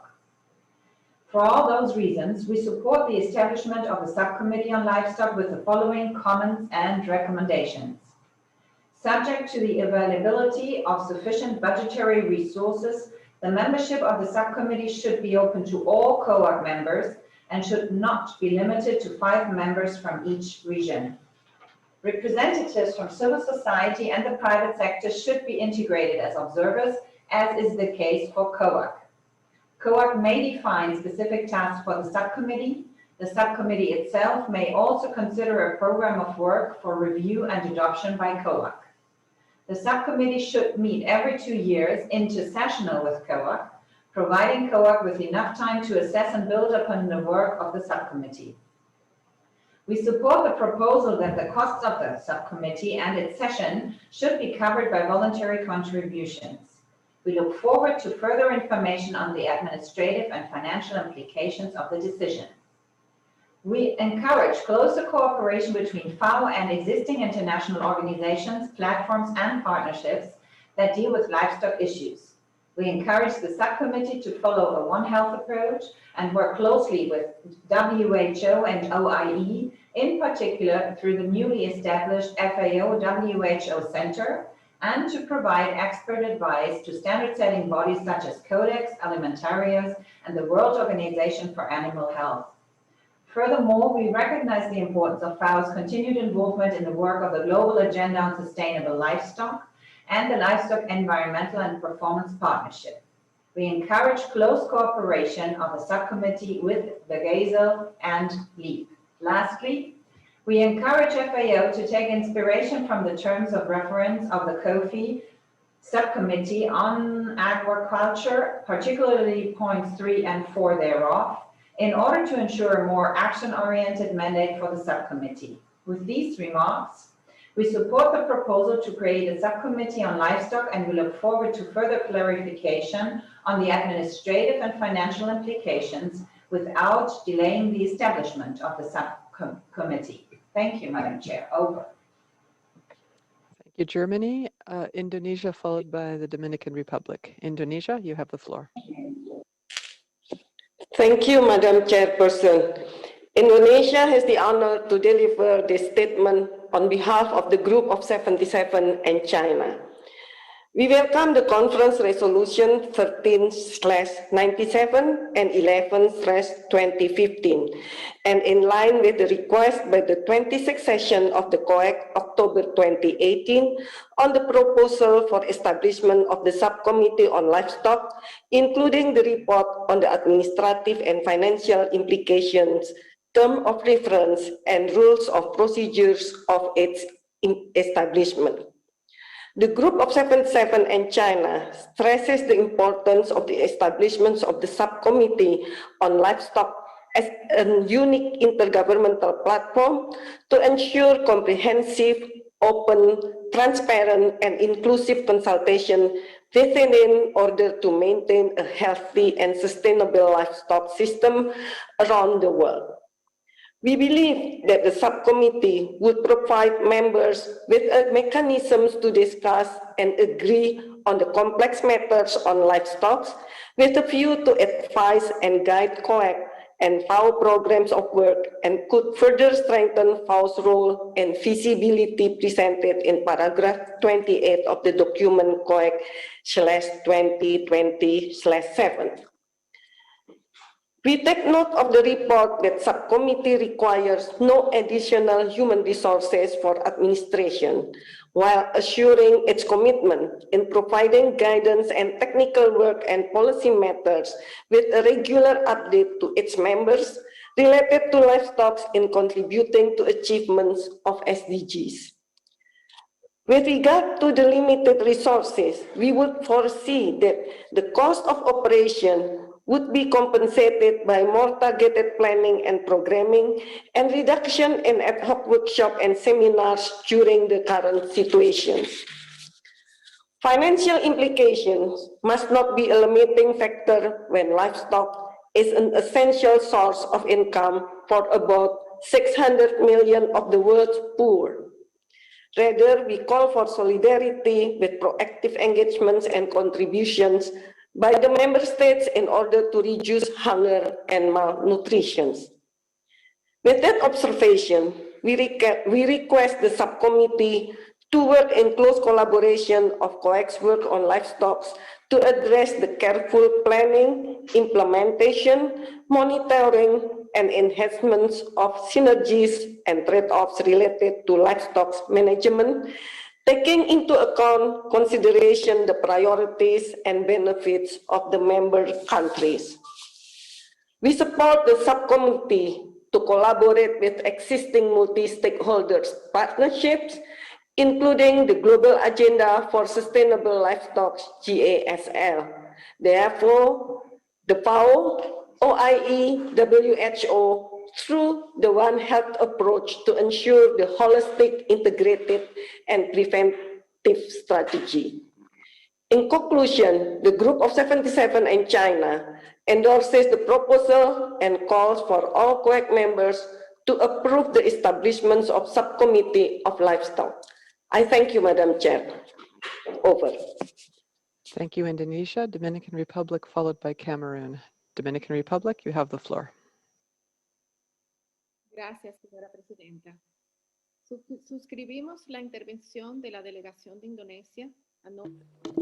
The audio is very poor, unfortunately. We can't hear. Dominican Republic, the interpreters cannot hear you. If you could start again. Perhaps closer to the microphone. We can only hear a little noise in the background, unfortunately. If you can get closer to the microphone or something of that nature. I'm not sure if we even lost. ¿Me escucha? Estoy tratando de... That's a little better. That's a little better. Yes, we can try now. It's not clear, but we'll try.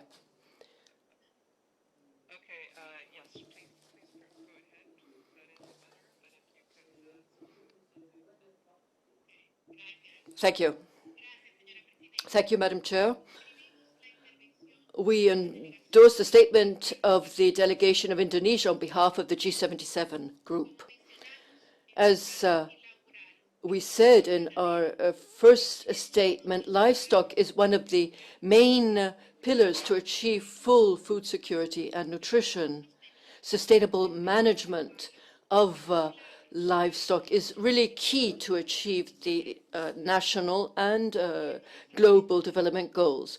Looking at the economic, social, technical, medical, environmental, institutional and structural components of livestock, which are all essential components of food security and nutrition, we believe that we are dealing with a key area for FAO.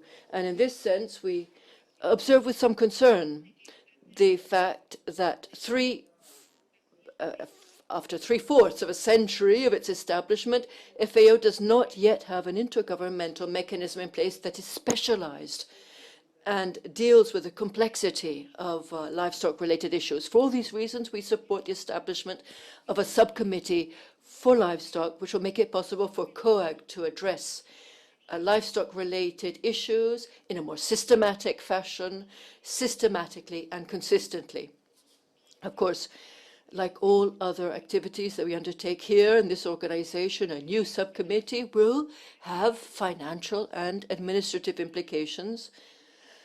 which are in line also with the expectations that we have from a mechanism of this sort. Member states need a technical platform that will be neutral, where we can study, exchange experience and best practices, discuss and achieve consensus around the policy recommendations that FAO can and indeed must contribute. Thank you, Madam Chair. Thank you, Dominican Republic. Cameroon, followed by Philippines. Cameroon, you have the floor.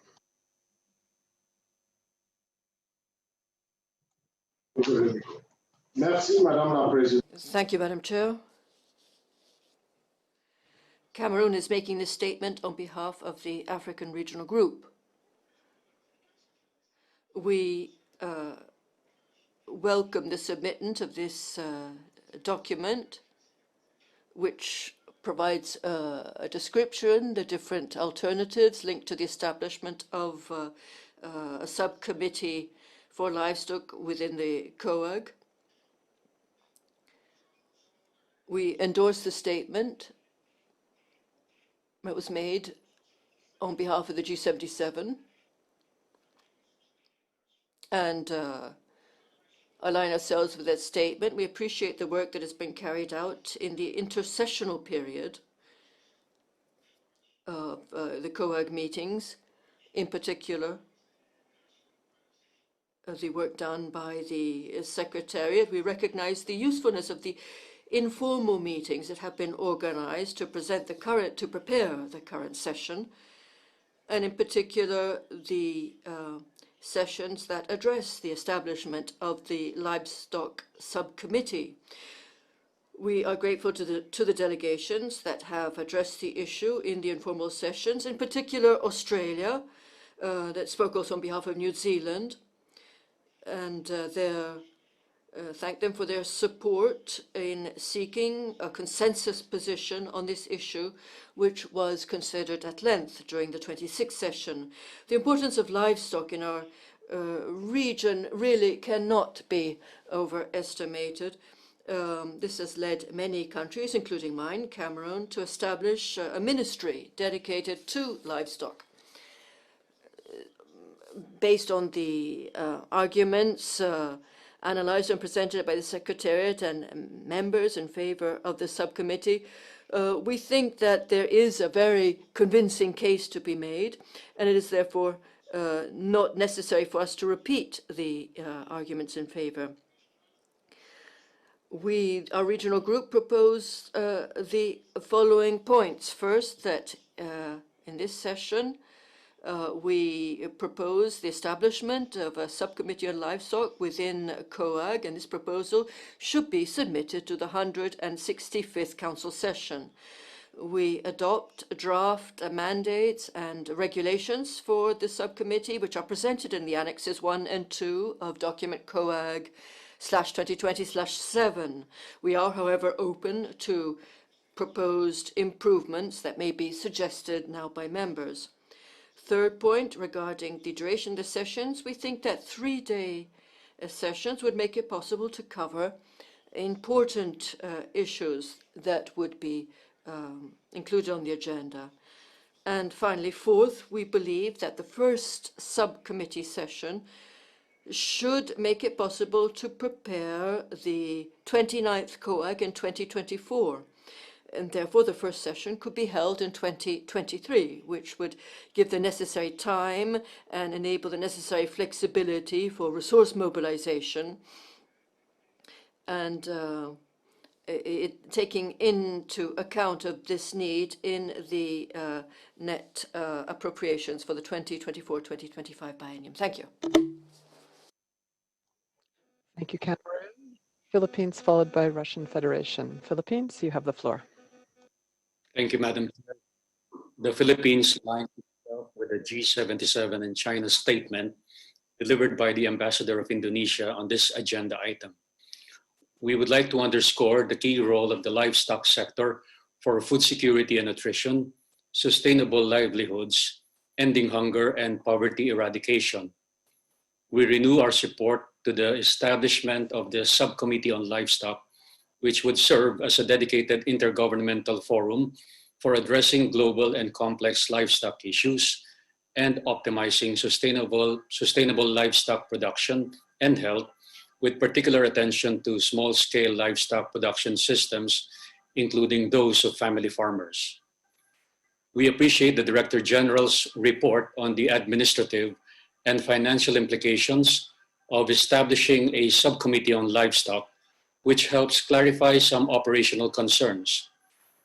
We are pleased to see in the reference document particularly 2 points. First, that no additional human resources are required for the administration of the subcommittee, that while the subcommittee creates an additional workload in terms of preparation and organization of its sessions, it is expected to reduce the number of ad hoc consultations, information workshops, and expert seminars held in the past to inform members to seek expert advice on specific issues pertaining to livestock. And second, that an illustrative estimate total running for running a 3-day meeting of about $130,000 is expected to be covered by extra budgetary contributions, for which a resource mobilization proposal is being developed. We also look forward to the funding options being explored for future functioning of the subcommittee, and we encourage the provision of adequate budgetary support and contributions in this regard. Thank you, Madam Chair, and back to you. Thank you, Philippines. Russian Federation, then Nicaragua. Russian Federation, you have the floor. Уважаемая госпожа председатель. Chair, we would like to support the proposal for the establishment of a subcommittee on livestock. The establishment will make it possible to offer more opportunities for discussion on the area of livestock, the preparation of specialized recommendations, monitoring of policies adopted by FAO. We support also the proposed sessions, time frame for the sessions of the COAG, and would note also the need for sessions to be organized so that COAG can consider the report of that session. We are not against the adoption of the proposed regulations and support the work to be done in this area. Thank you for your attention. Thank you for that succinct intervention. Nicaragua, then Peru. Nicaragua, you have the floor. Muchas gracias, Presidenta. Thank you, Madam Chair. Can you hear me? Yes, we can. Once again, we would like to congratulate you on your chairmanship of this session, Madam Chair, and also thank the Secretariat on the presentation of this document, and align ourselves with the statement of the G77 plus China. As you will recall, this subject of the Subcommittee on Livestock has been discussed on different occasions in COAG as well as in Council. It was presented during the COAG 26 session. We thank the Secretariat for the explanations provided in Annexes 1 and 2 of the document, which respond to many of the questions posed by the governing bodies, calling for greater details also on the financial and administrative implications, as well as the rationale, the function, the structure, and the working methods of the subcommittee. Livestock is considered in its breadth, and it has represented, continues to represent, and will represent for developing countries an essential driver of development to achieve food security and nutrition and economic development.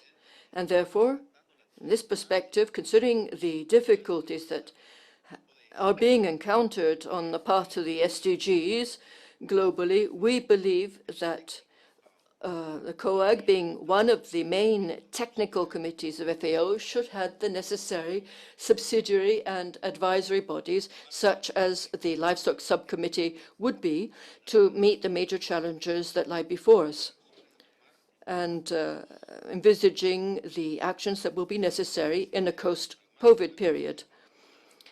In the current complex situation, my delegation considers that this subcommittee is vital. It will be an important point of reference for millions of small-scale livestock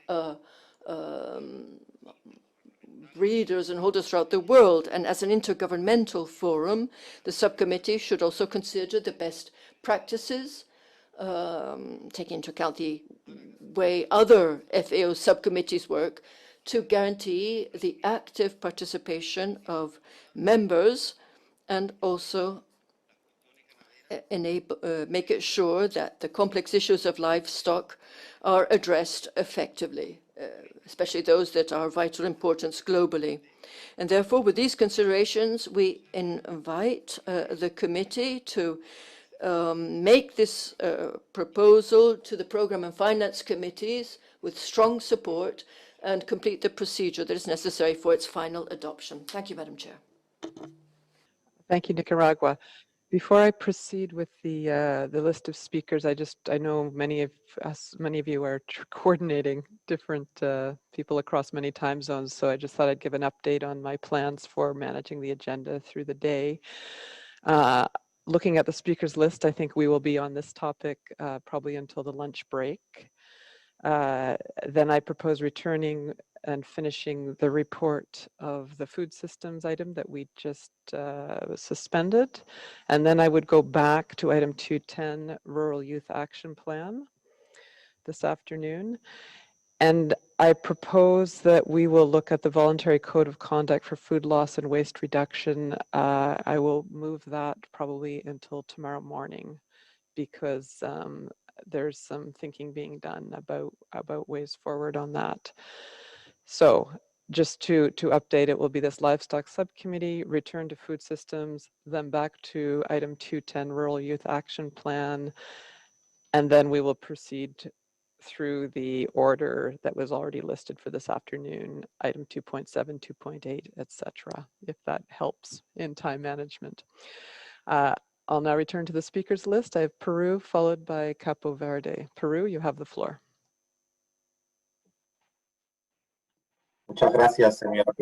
Thank you very much, Chair.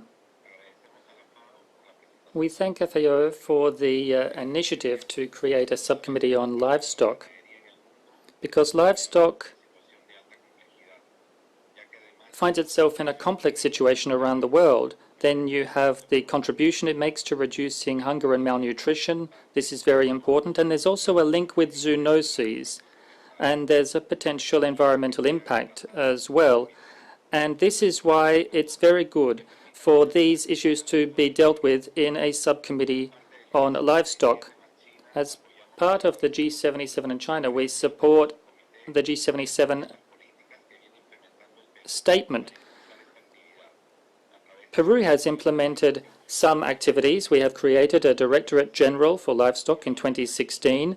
This is part of the Ministry of Agriculture and Risk, and it deals with promoting the sustainable, productive and commercial development of livestock products in line with our national agriculture policy and our national livestock development plan, which was approved in 2017. And that plan will be in place until 2027. It's important to highlight the role of the almost 2.3 million agricultural producers in our country. 1.78 million of them work in livestock.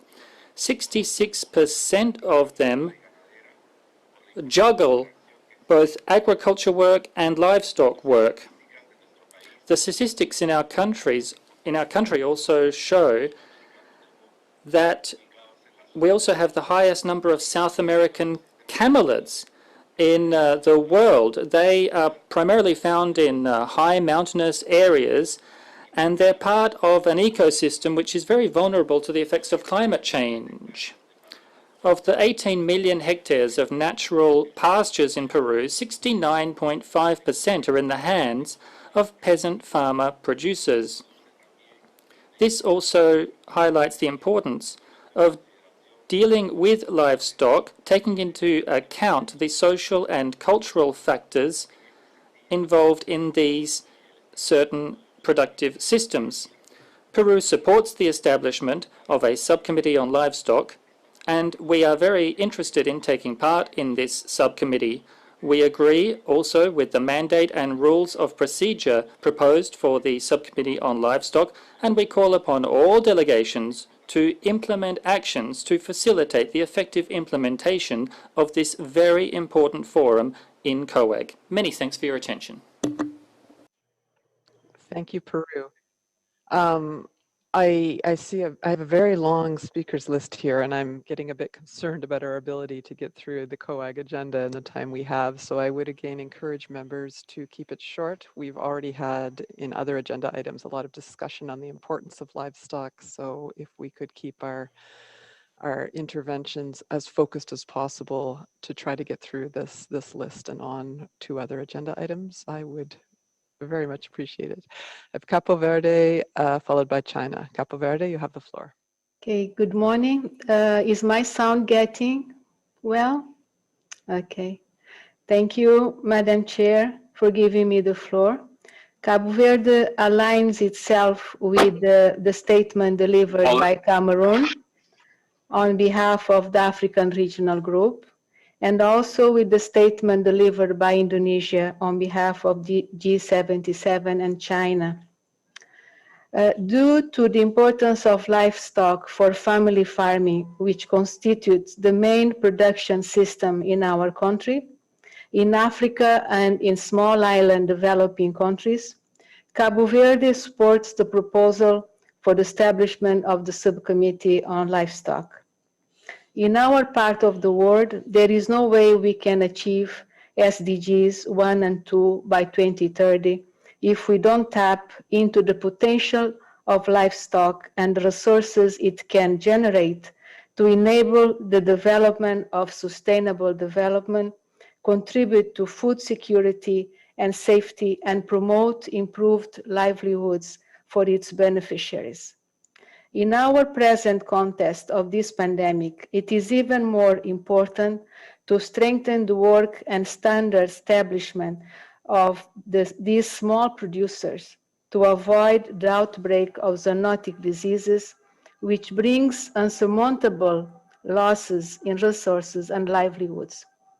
As such, Cabo Verde supports the establishment of the subcommittee and the idea to use virtual meetings as a way to start the functioning of this subcommittee and to reduce costs, and exhort that an adequate budget be allocated to support its sessions.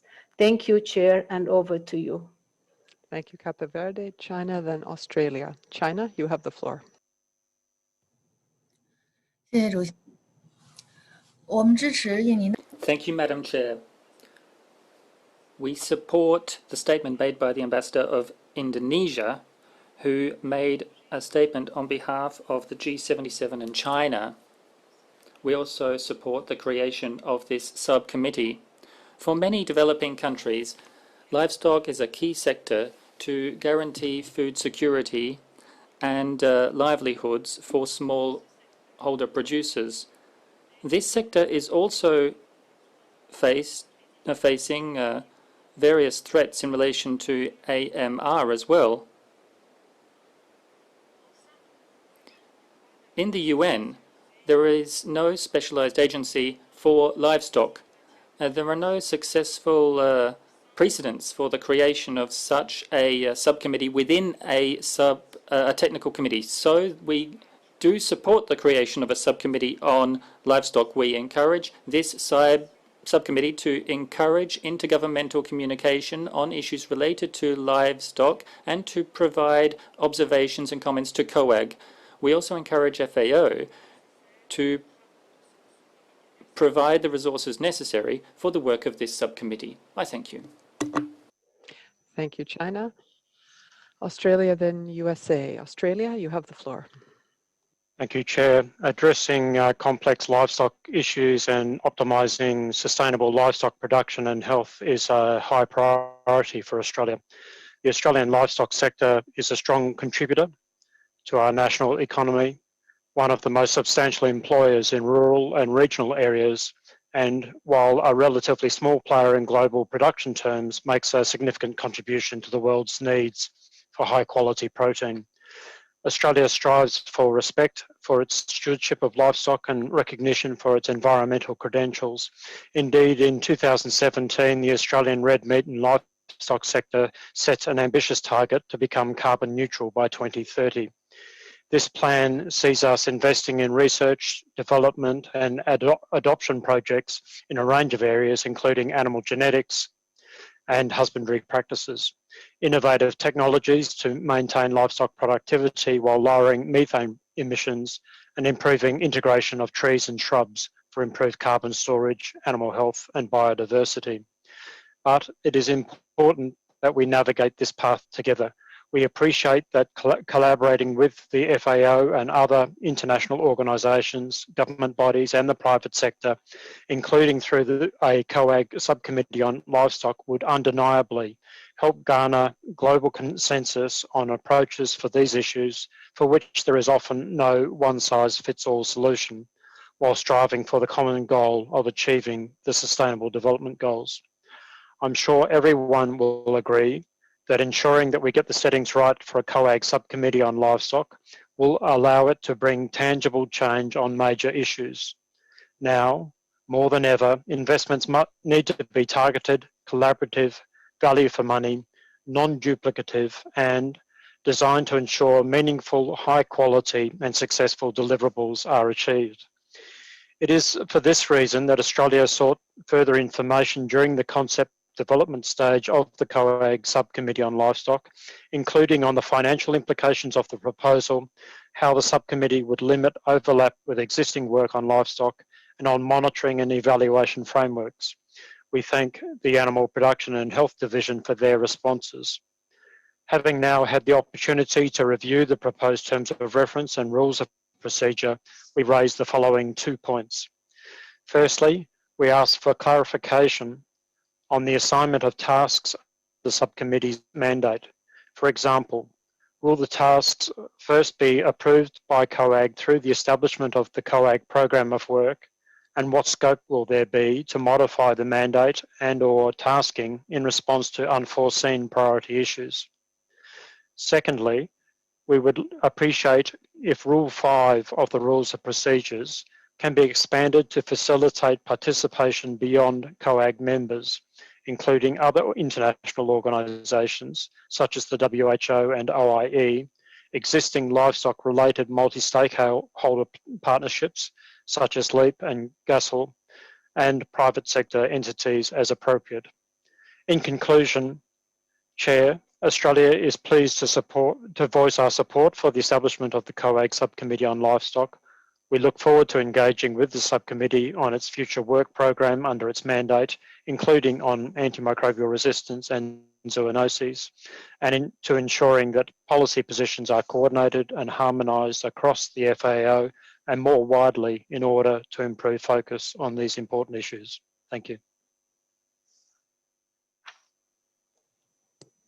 Thank you, Australia. I will give the floor to the US and then Brazil. Before I do that, I see in the comments a colleague from Egypt is saying he has, they have information to share. I have Egypt on my speakers list, so I would encourage coordination with among that delegation, and if not, please go ahead and share on the chat. I now give the floor to the US. Thank you, Chair. We would like to thank the Secretariat for its hard work on this proposal. The United States recognizes that the livestock sector is increasingly important contributor to economic development, resilience, and food security. We also recognize that FAO and the Committee on Ag have a mandate to foster collaboration on technical and policy matters related to livestock. The United States has some concerns of creating a new subcommittee under COAG. As noted in the proposal, this would require additional resources, the source for which has not been identified. We know that there are already a number of intergovernmental and multi-stakeholder groups upon which FAO could draw for inputs on specific livestock topics. We would also like to emphasize that the discussion of livestock issues within COAG should not compromise the current FAO-OIE interagency agreement, nor should it confound the standard-setting roles of either OIE or Codex presently established under the WTO Sanitary and Phytosanitary Agreement. The United States requests additional clarification on the scope of the new Subcommittee on Agriculture, specifically how this new subcommittee will complement the efforts of other organizations and world organizations for animal health, global agenda on sustainable livestock, and the LEAP program. Thank you. Over, Chairman. Thank you, United States. Brazil, then Cuba. Brazil, you have the floor. Thank you very much, Madam Chairperson. Brazil aligns itself with the statement delivered by Indonesia on behalf of the group of G77 and China. On our national capacity, we'd like to add that we are strongly in favor of the establishment of Subcommittee on Livestock. We believe the creation of this intergovernmental space of discussion on livestock is long overdue, considering the increasing but rather dispersed attention it has been receiving in the international agenda in the past years. The new body could concentrate efforts for in-depth and science-based discussion and correct recent imbalances in COAG's agenda, feeding in and promoting more frequent debates on this topic in this committee. The subcommittee could house important current debates, such as the role of livestock on food security and nutrition and livelihoods, contributions from livestock to ecosystem service, biodiversity increase and carbon balance, sustainable production systems and integrated landscape approach. In addition, the subcommittee should work together to reverse misinterpretations that foods such as meat, eggs, milk, fish, and their derivatives are not fundamental to the healthy development of human beings. Nevertheless, it is also our understanding that the new subcommittee should not have the authority to generate obligations on issues that are specific to other organizations' mandate, as some other members have already stated. The subcommittee should have the role of encouraging countries to adopt sustainable livestock production practice with efficient production strategies, encouraging the recognition of their own capacities and sustainable production indicators. Bearing that in mind, and for all the reasons expressed, we express our support to the creation of subcommittee and to its proposed terms of reference and rules of procedure with some necessary adjustments. This would also be symbolic, given that 2020 marks 10 years since the creation of the Global Agenda for Sustainable Livestock, the first multi-stakeholder forum on sustainable livestock, which started with the decision made here in COAG 10 years ago. Thank you very much. Thank you, Brazil. Cuba, then Mexico. Cuba, you have the floor. Thank you, Chair. We support the statement made by the G77 and China. Cuba supports the creation of this subcommittee on livestock as part of COAG. This committee will be an important intergovernmental space to deal with issues related to livestock, and it will optimize livestock production and ensure sustainable production. It will also deal with issues in line with the mandate of the organization and its commitment to the attainment of the Sustainable Development Goals.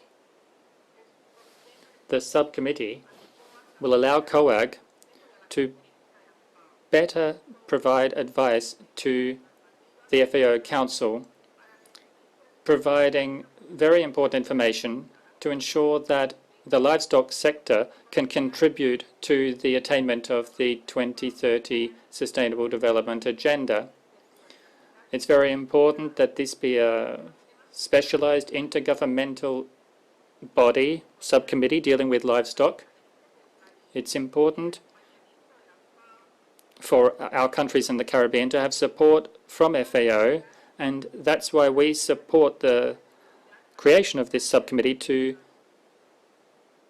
improve production in the livestock sector. We need to take into account the fact that many countries in our region are on imports. They're very dependent on imports. This subcommittee could promote good practices which go to the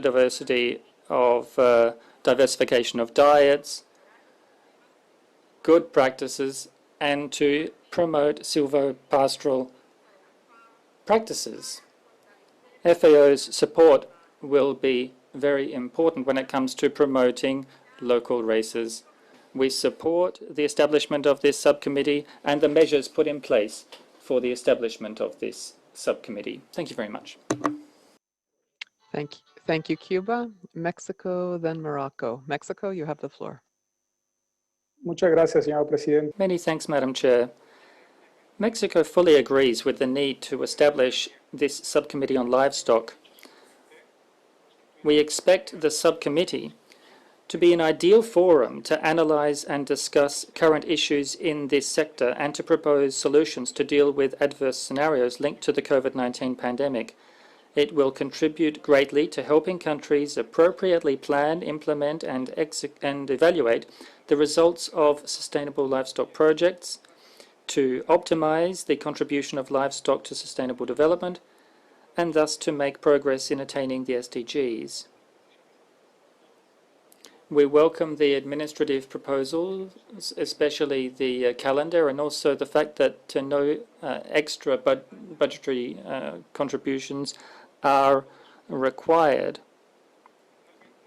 In conclusion, we'd encourage the participation in this subcommittee of all interested countries who are members of COAG, and we support the establishment of a bureau with one representative from each regional group. Thank you very much. Thank you, Mexico. Morocco, then Egypt. Morocco, you have the floor.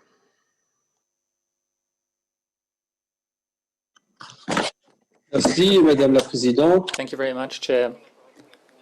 Morocco is taking the floor for the first time in this session. We'd like to start by congratulating you on the way you have led and guided us in this discussion.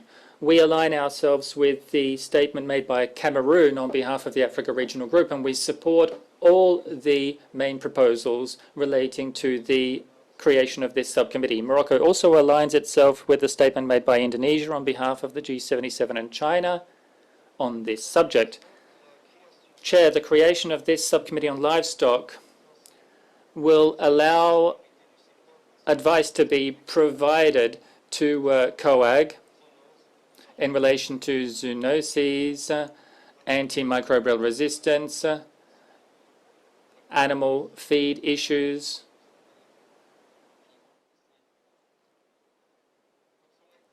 As was highlighted by the COAG Secretariat, the financial impact of creating this subcommittee is not very significant. We encourage this and we support this. We are making this statement, Chair, primarily just to say that the creation of this subcommittee is very important for developing countries in general, but particularly for countries in Africa. We'd like to call on all members of COAG to endorse the establishment of this subcommittee on livestock as an intergovernmental body that can support FAO's work in the area of animal production, especially at the small-scale level. This will help us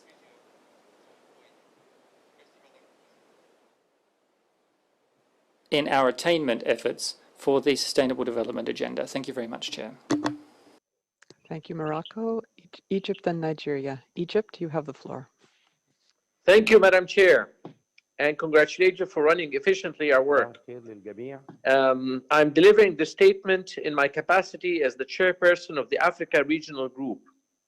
I would like first to express our full support to the statement delivered by His Excellency the Honorable Minister of Agriculture of Cameroon on behalf of the Africa Regional Group on this agenda item, and also totally endorse the eloquent statement made by my sister Ambassador of Indonesia on behalf of the G77.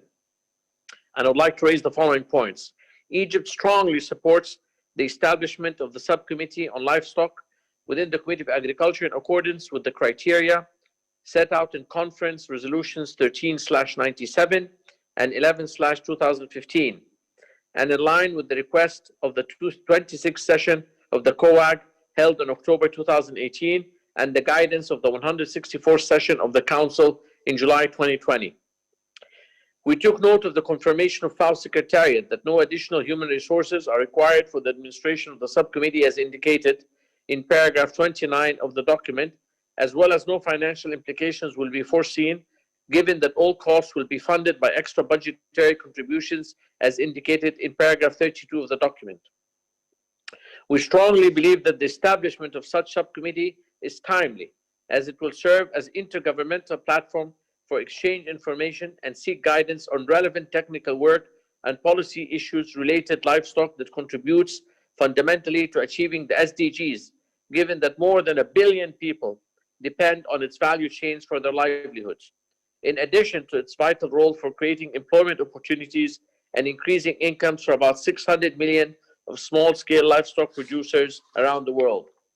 Moreover, Egypt highly appreciates the background documents and the additional clarification and responses to the queries raised by different members regarding the proposal for the establishment of a COAG subcommittee on livestock during the Bureau meetings, and we absolutely do not see any reason for not supporting the establishment of subcommittee after a round of 4 years of discussions.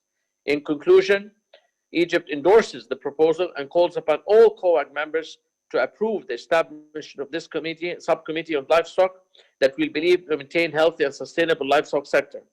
What I've heard, Madam Chair, so far from all the members is a very strong commitment and unequivocal support for this, and I think this should be reflected in that we establish this subcommittee today, particularly that the theme of this year is sustainable livestock.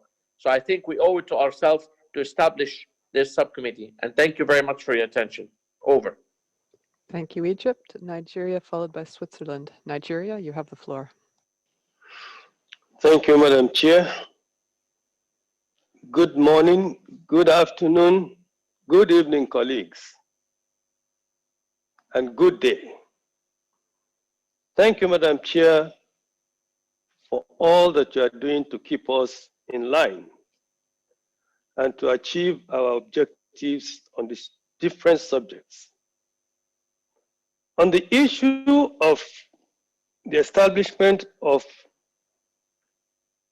a COAG subcommittee on livestock, a lot has been said. And for the benefit of time, I won't repeat.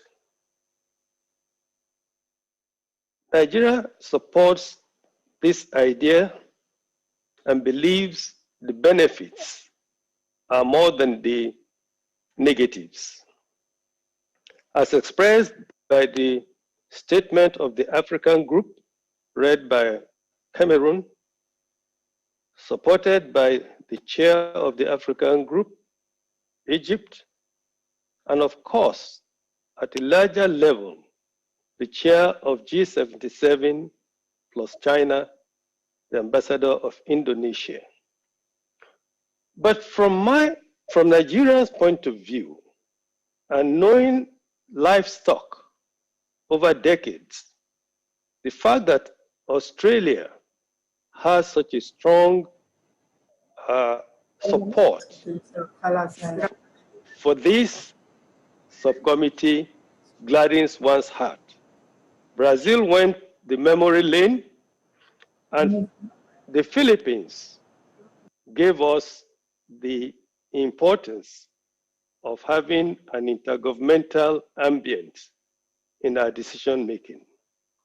Overall, when we tabulate, on one hand, the benefits, and on the other hand, the challenges, it is clear that this is a subcommittee that should be established yesterday, particularly as we can modify whatever nuances shows up in our management of the subgroup. Nigeria supports the approval of this by COAG immediately. Thank you, Madam Chair, and out. Thank you, Nigeria. Switzerland, followed by Argentina. Switzerland, you have the floor. Thank you, Madam Chair. Switzerland considers the livestock sector a crucial part for sustainable food systems development and thus actively cooperates with FAO within the Global Agenda on Sustainable Livestock, GASL, and the Livestock Environmental Assessment and Performance Partnership, LEAP. Livestock has a critical role to play as a key driver for sustainable agriculture and rural development in many, many places of the world. When it comes to establishing a subcommittee on livestock, Switzerland, however, is skeptical for the following reasons. Firstly, COAG induced the establishment of GASL. This multi-stakeholder partnership has since evolved in an effective mechanism to discuss issues of sustainable livestock and trigger action and change on the ground. All major stakeholder groups are represented and participate as equal partners.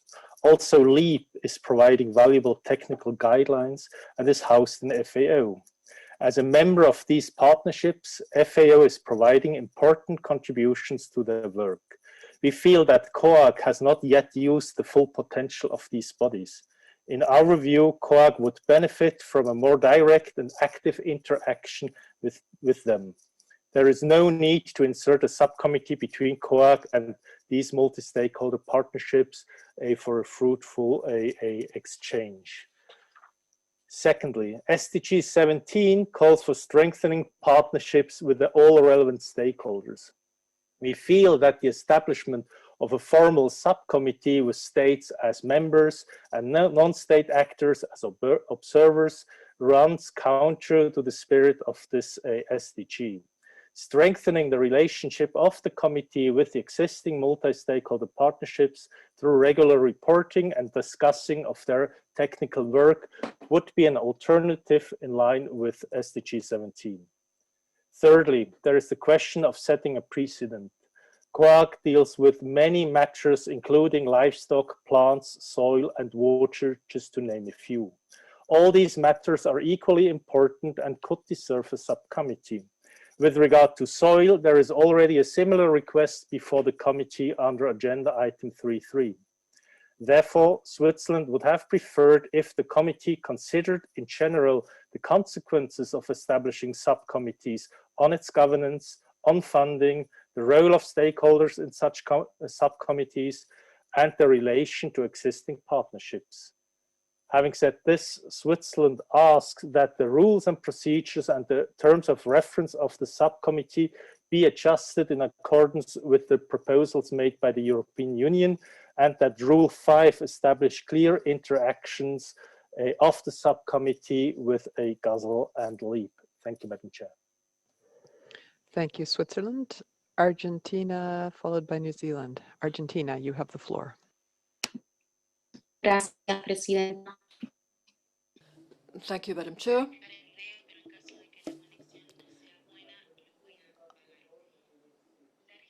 Argentina recognizes the importance of COAG having a livestock subcommittee.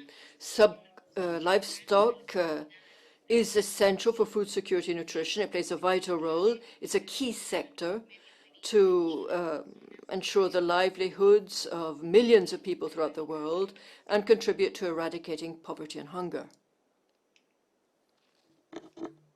Por lo tanto, Therefore, we support the establishment of an intergovernmental forum that would be technical and neutral and would address the specific matters of relating to livestock. It would be important to develop common strategies, facilitate dialogue, recognizing the complexity of the interactions that need to be taken into account when we address the livestock and its contribution to achieving the SDGs and the specificities of the different contexts, national contexts, and the interrelations. We believe that the work of the subcommittee should not overlap the work carried out by other international organizations such as OIE, but instead should be nourished by this work and enter into a constructive dialogue. Nor should it be imposed over the commitments undertaken by countries in other contexts, including the Paris agreements. We think that this subcommittee should help deal with livestock production sector, its environmental impact, or the consumption of red meat, or other theses in these areas that are not scientifically evident, based on scientific evidence. It's important also to look at the possible contribution of this sector to sustainable development. Regarding the terms of reference, we appreciate the work done by the Secretariat and the rules of procedure that are suggested for this subcommittee. We would appreciate more information on the financial implications, and in particular request an approach that would ensure that countries with fewer resources will be able to participate in the meetings. Regarding also the date of the first meeting of this subcommittee, if we adopt the rules of procedure for the establishment, we believe that the members of the subcommittee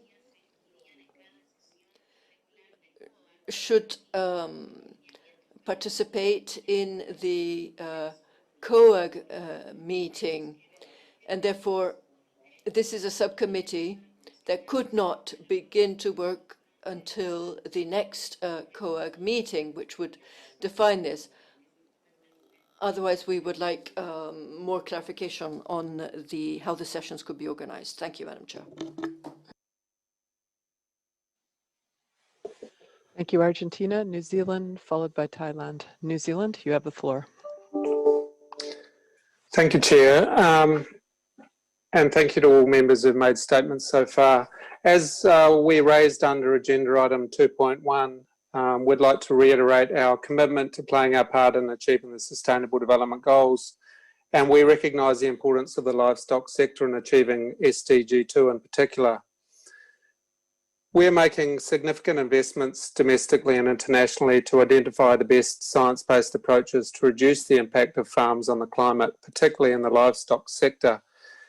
In this regard, we value our long-standing partnerships with other countries and other international organisations, including the FAO, to share science and best practices through the Global Research Alliance on Agricultural Greenhouse Gases. We are a long-standing supporter of the FAO's work on livestock. Given our high ambition, prioritisation and support for sustainable livestock practices, we have a strong interest to ensure that any new livestock subcommittee will add value rather than duplicate or divert time, attention and resources unnecessarily from other important work. The creation of a new subcommittee that requires ongoing time and financial resources to service is clearly no small matter for member countries, so must be shown to be absolutely necessary in order to be justified. We acknowledge the FAO's efforts to respond to our questions, and some of these have just, I think, now been raised by Switzerland. And having had many of these questions considered and addressed, at least at a conceptual level, we could go with consensus in establishing the COAG subcommittee. However, we would fully support the earlier statements of others in seeking further feedback on the approach to monitoring and evaluation, on the mandate and scope of the subcommittee, and also the rules around participation. And I think there's been a lot of really good points that need clarification on the modalities of the new subcommittee that we need to follow up from today. Thank you, Chair. Thank you, New Zealand. Thailand, followed by Zimbabwe. Thailand, you have the floor. Thank you very much, Madam Chair. Thailand allied itself with the joint statement of G77 and China delivered by the ambassadors of Indonesia earlier. With the rationale mentioned by all members, Thailand welcomes and supports the establishment of a COAG subcommittee on livestock. We think that the establishment of the subcommittee of livestock is timely, and the livestock sectors will fully contribute to the 2030 agenda. And we hope that the livestock sectors as a responsible component of the global food system is needed to produce healthy diets for a healthy planet. And we do hope that we will have the consensus for today for the establishment of the subcommittee on livestock. In conclusion, Thailand endorsed the establishment of this subcommittee. Thank you very much, Madam Chair. Thank you, Thailand. Zimbabwe, followed by France. Zimbabwe, you have the floor. Thank you, Madam Chairperson. Zimbabwe associates itself with the statements delivered by Cameroon on behalf of Africa, endorsed by the chairperson of the Africa Group, and Indonesia on behalf of G77 in China. We support the establishment of a livestock committee, subcommittee. The importance of livestock in the food system was discussed extensively yesterday and continues to be discussed. We cannot overemphasize its importance. In the absence of an intergovernmental organization, we are of the conviction that it's essential to have that forum where policies will be discussed and sharing of all the important aspects that relate to this critical sector. This is a very important sector, like others said, in Africa. It's very key in Zimbabwe. We are an agricultural-based economy, and not only is agriculture the backbone of the economy, at the center of that economy is the subsector of livestock, of which 90% of the farmers are rural farmers.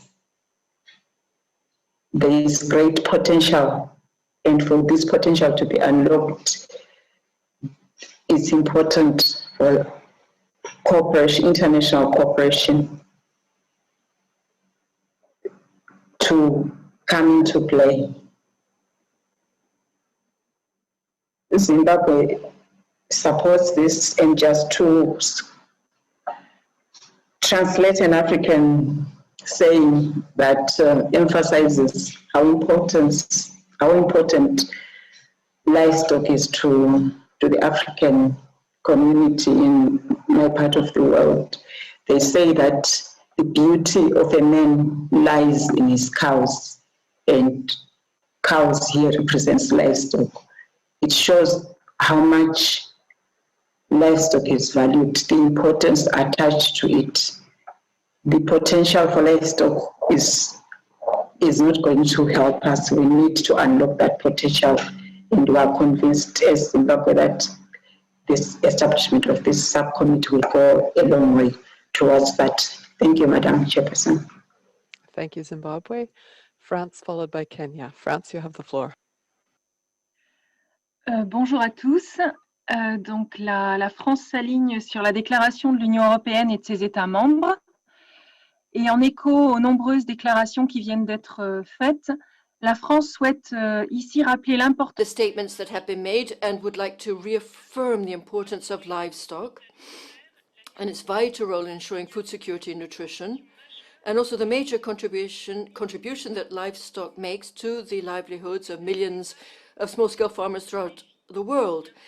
The sector is currently facing many challenges, economic, social, environmental, and is a subject of much debate. However, France is convinced that the establishment of a subcommittee on livelihood within FAO, in close linkage with COAG, will contribute important value added, contributing to the international debate on livestock. This subcommittee on livestock will be a neutral intergovernmental forum representing the diversity of the different livestock systems, and will be very useful to help emerge, to bring out proposals for sustainable responses that are adapted to the different socioeconomic contexts of all the member states.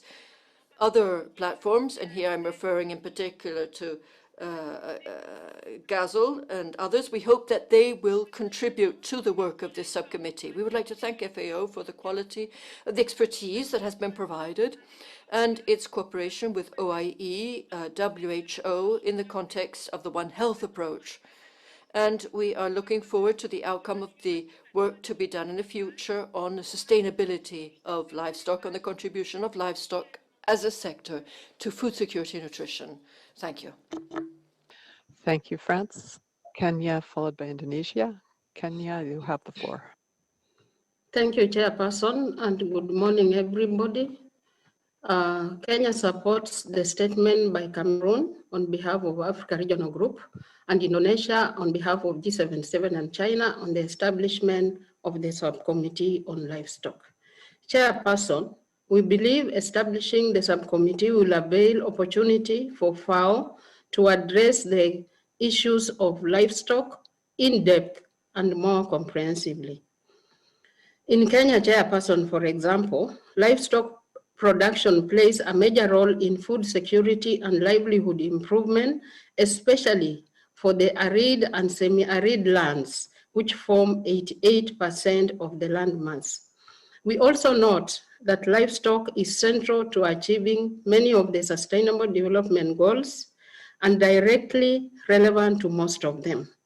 The growing demand for livestock products in Kenya, driven by population growth, higher incomes, and urbanization, represents a huge opportunity for hundreds of millions of poor smallholder livestock farmers, processors, and marketers, many of whom happen to be women, to be able to meet the demand of the market and come out of poverty.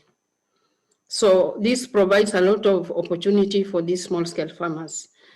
Also, Chairperson, livestock products provide the essential nutrients that contribute to food and nutrition security. With these few remarks, Kenya supports establishment of the subcommittee on livestock.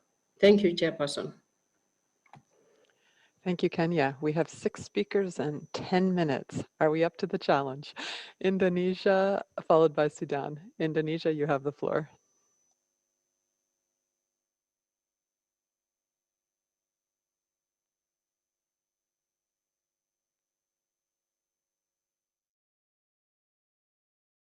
Indonesia needs to be unmuted. All right. Can you hear me? Yes, I can hear you. Please proceed. Thank you, Madam Chairperson. Good morning, good afternoon, and good evening. Indonesia fully aligns itself with the joint statement of the G77 and China delivered by Her Excellency Ambassador of Indonesia. We very much appreciate and welcome the comprehensive document on the proposal for the establishment of a COAG subcommittee on livestock. This topic has been discussed quite intensively since the 25th session of the COAG, and finally, we are getting close to come to a consensus to create the subcommittee on livestock.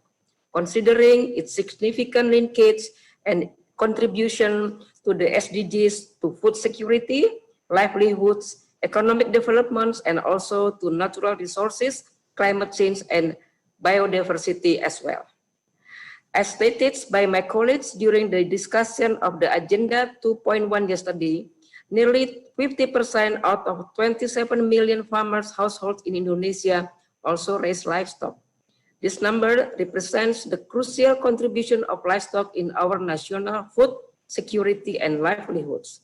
Therefore, we support an effort to boost livestock's productivity by introducing improved husbandry practices and transferring appropriate technologies to improve farmers' welfare. The formation of this sub-technical committee will help countries to assess the achievement of the livestock sector contribution to their SDGs, as well as provide guidance to help countries to achieve better. We urge FAO to further strengthen its technical supports to member countries according to its member particular needs. For example, to assist countries in combating fall armyworm and desert locusts, and continue to provide capacity building for sectors such as antimicrobial resistance and social protection for managing risk, as well as updating regular database for a domestic animal diversity information system. We believe that current limited financial resources will not hinder the performance of the subcommittee in providing guidance on technical work and policy matters on livestock. Yet, we encourage FAO to further leverage more potential resources in the near future, including through mutually beneficial partnership with the private sector and other stakeholders to support the implementation of the livestock-related initiative for the member countries. Lastly, we support the subcommittee to collaborate with existing multi-stakeholder partnership, including the Working Group on Animal Genetic Resources, the Global Agenda for Sustainable Livestock, and the FAO OIE WHO work plan through the One Health approach. We also support the initiative to hold the first session of the Subcommittee on Livestock to fully technically discuss the current contribution of the livestock sector to the SDGs. To conclude with these comments, Madam Chairperson, the Indonesia government support the approval for the establishment of the COAG Subcommittee on Livestock. I thank you, Madam Chairperson. Thank you, Indonesia. Sudan, followed by Venezuela. Sudan, you have the floor.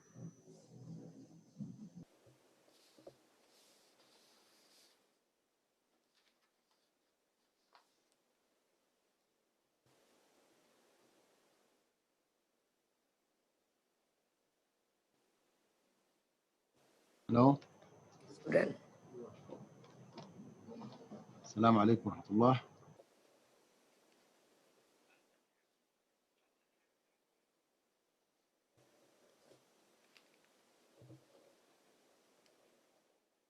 We can hardly hear the speaker, Madam Chair.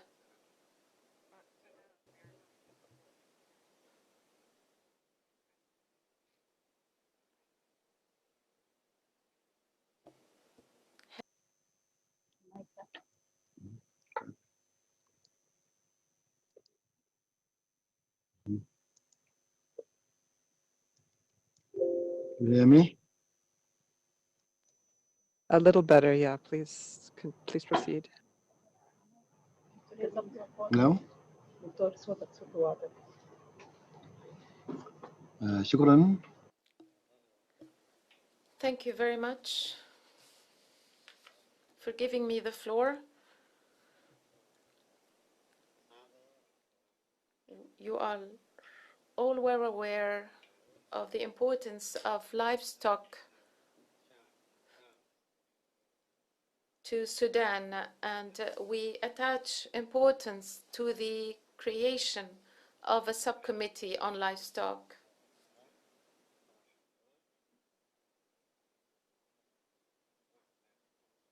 We align ourselves with the statement of the Near East and of the G77 and China. We agree with the proposal due to the importance of this sector in the Sudanese economy.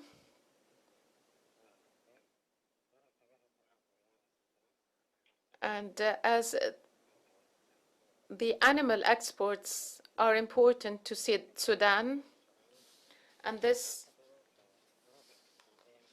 strengthens our economy in light of the currently difficult circumstances in the country.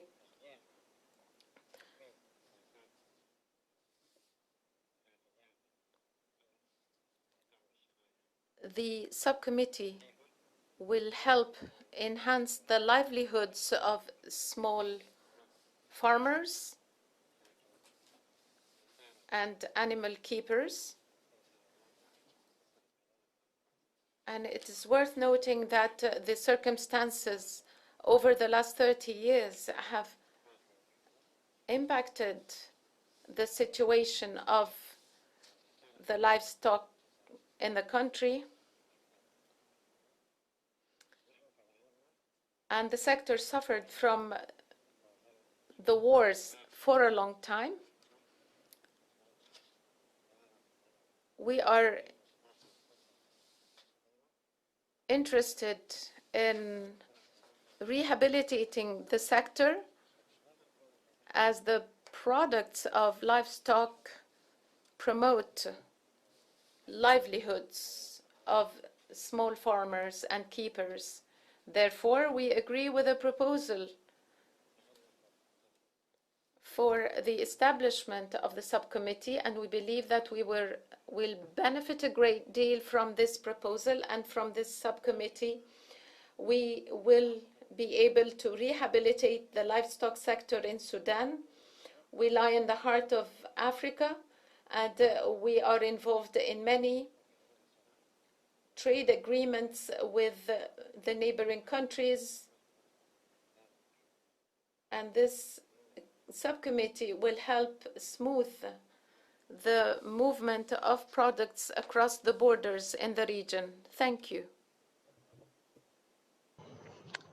Thank you, Sudan. I have 5 more speakers on my list, and we are coming up to the end of our time. So at this point, I guess we will need to continue with this after the break.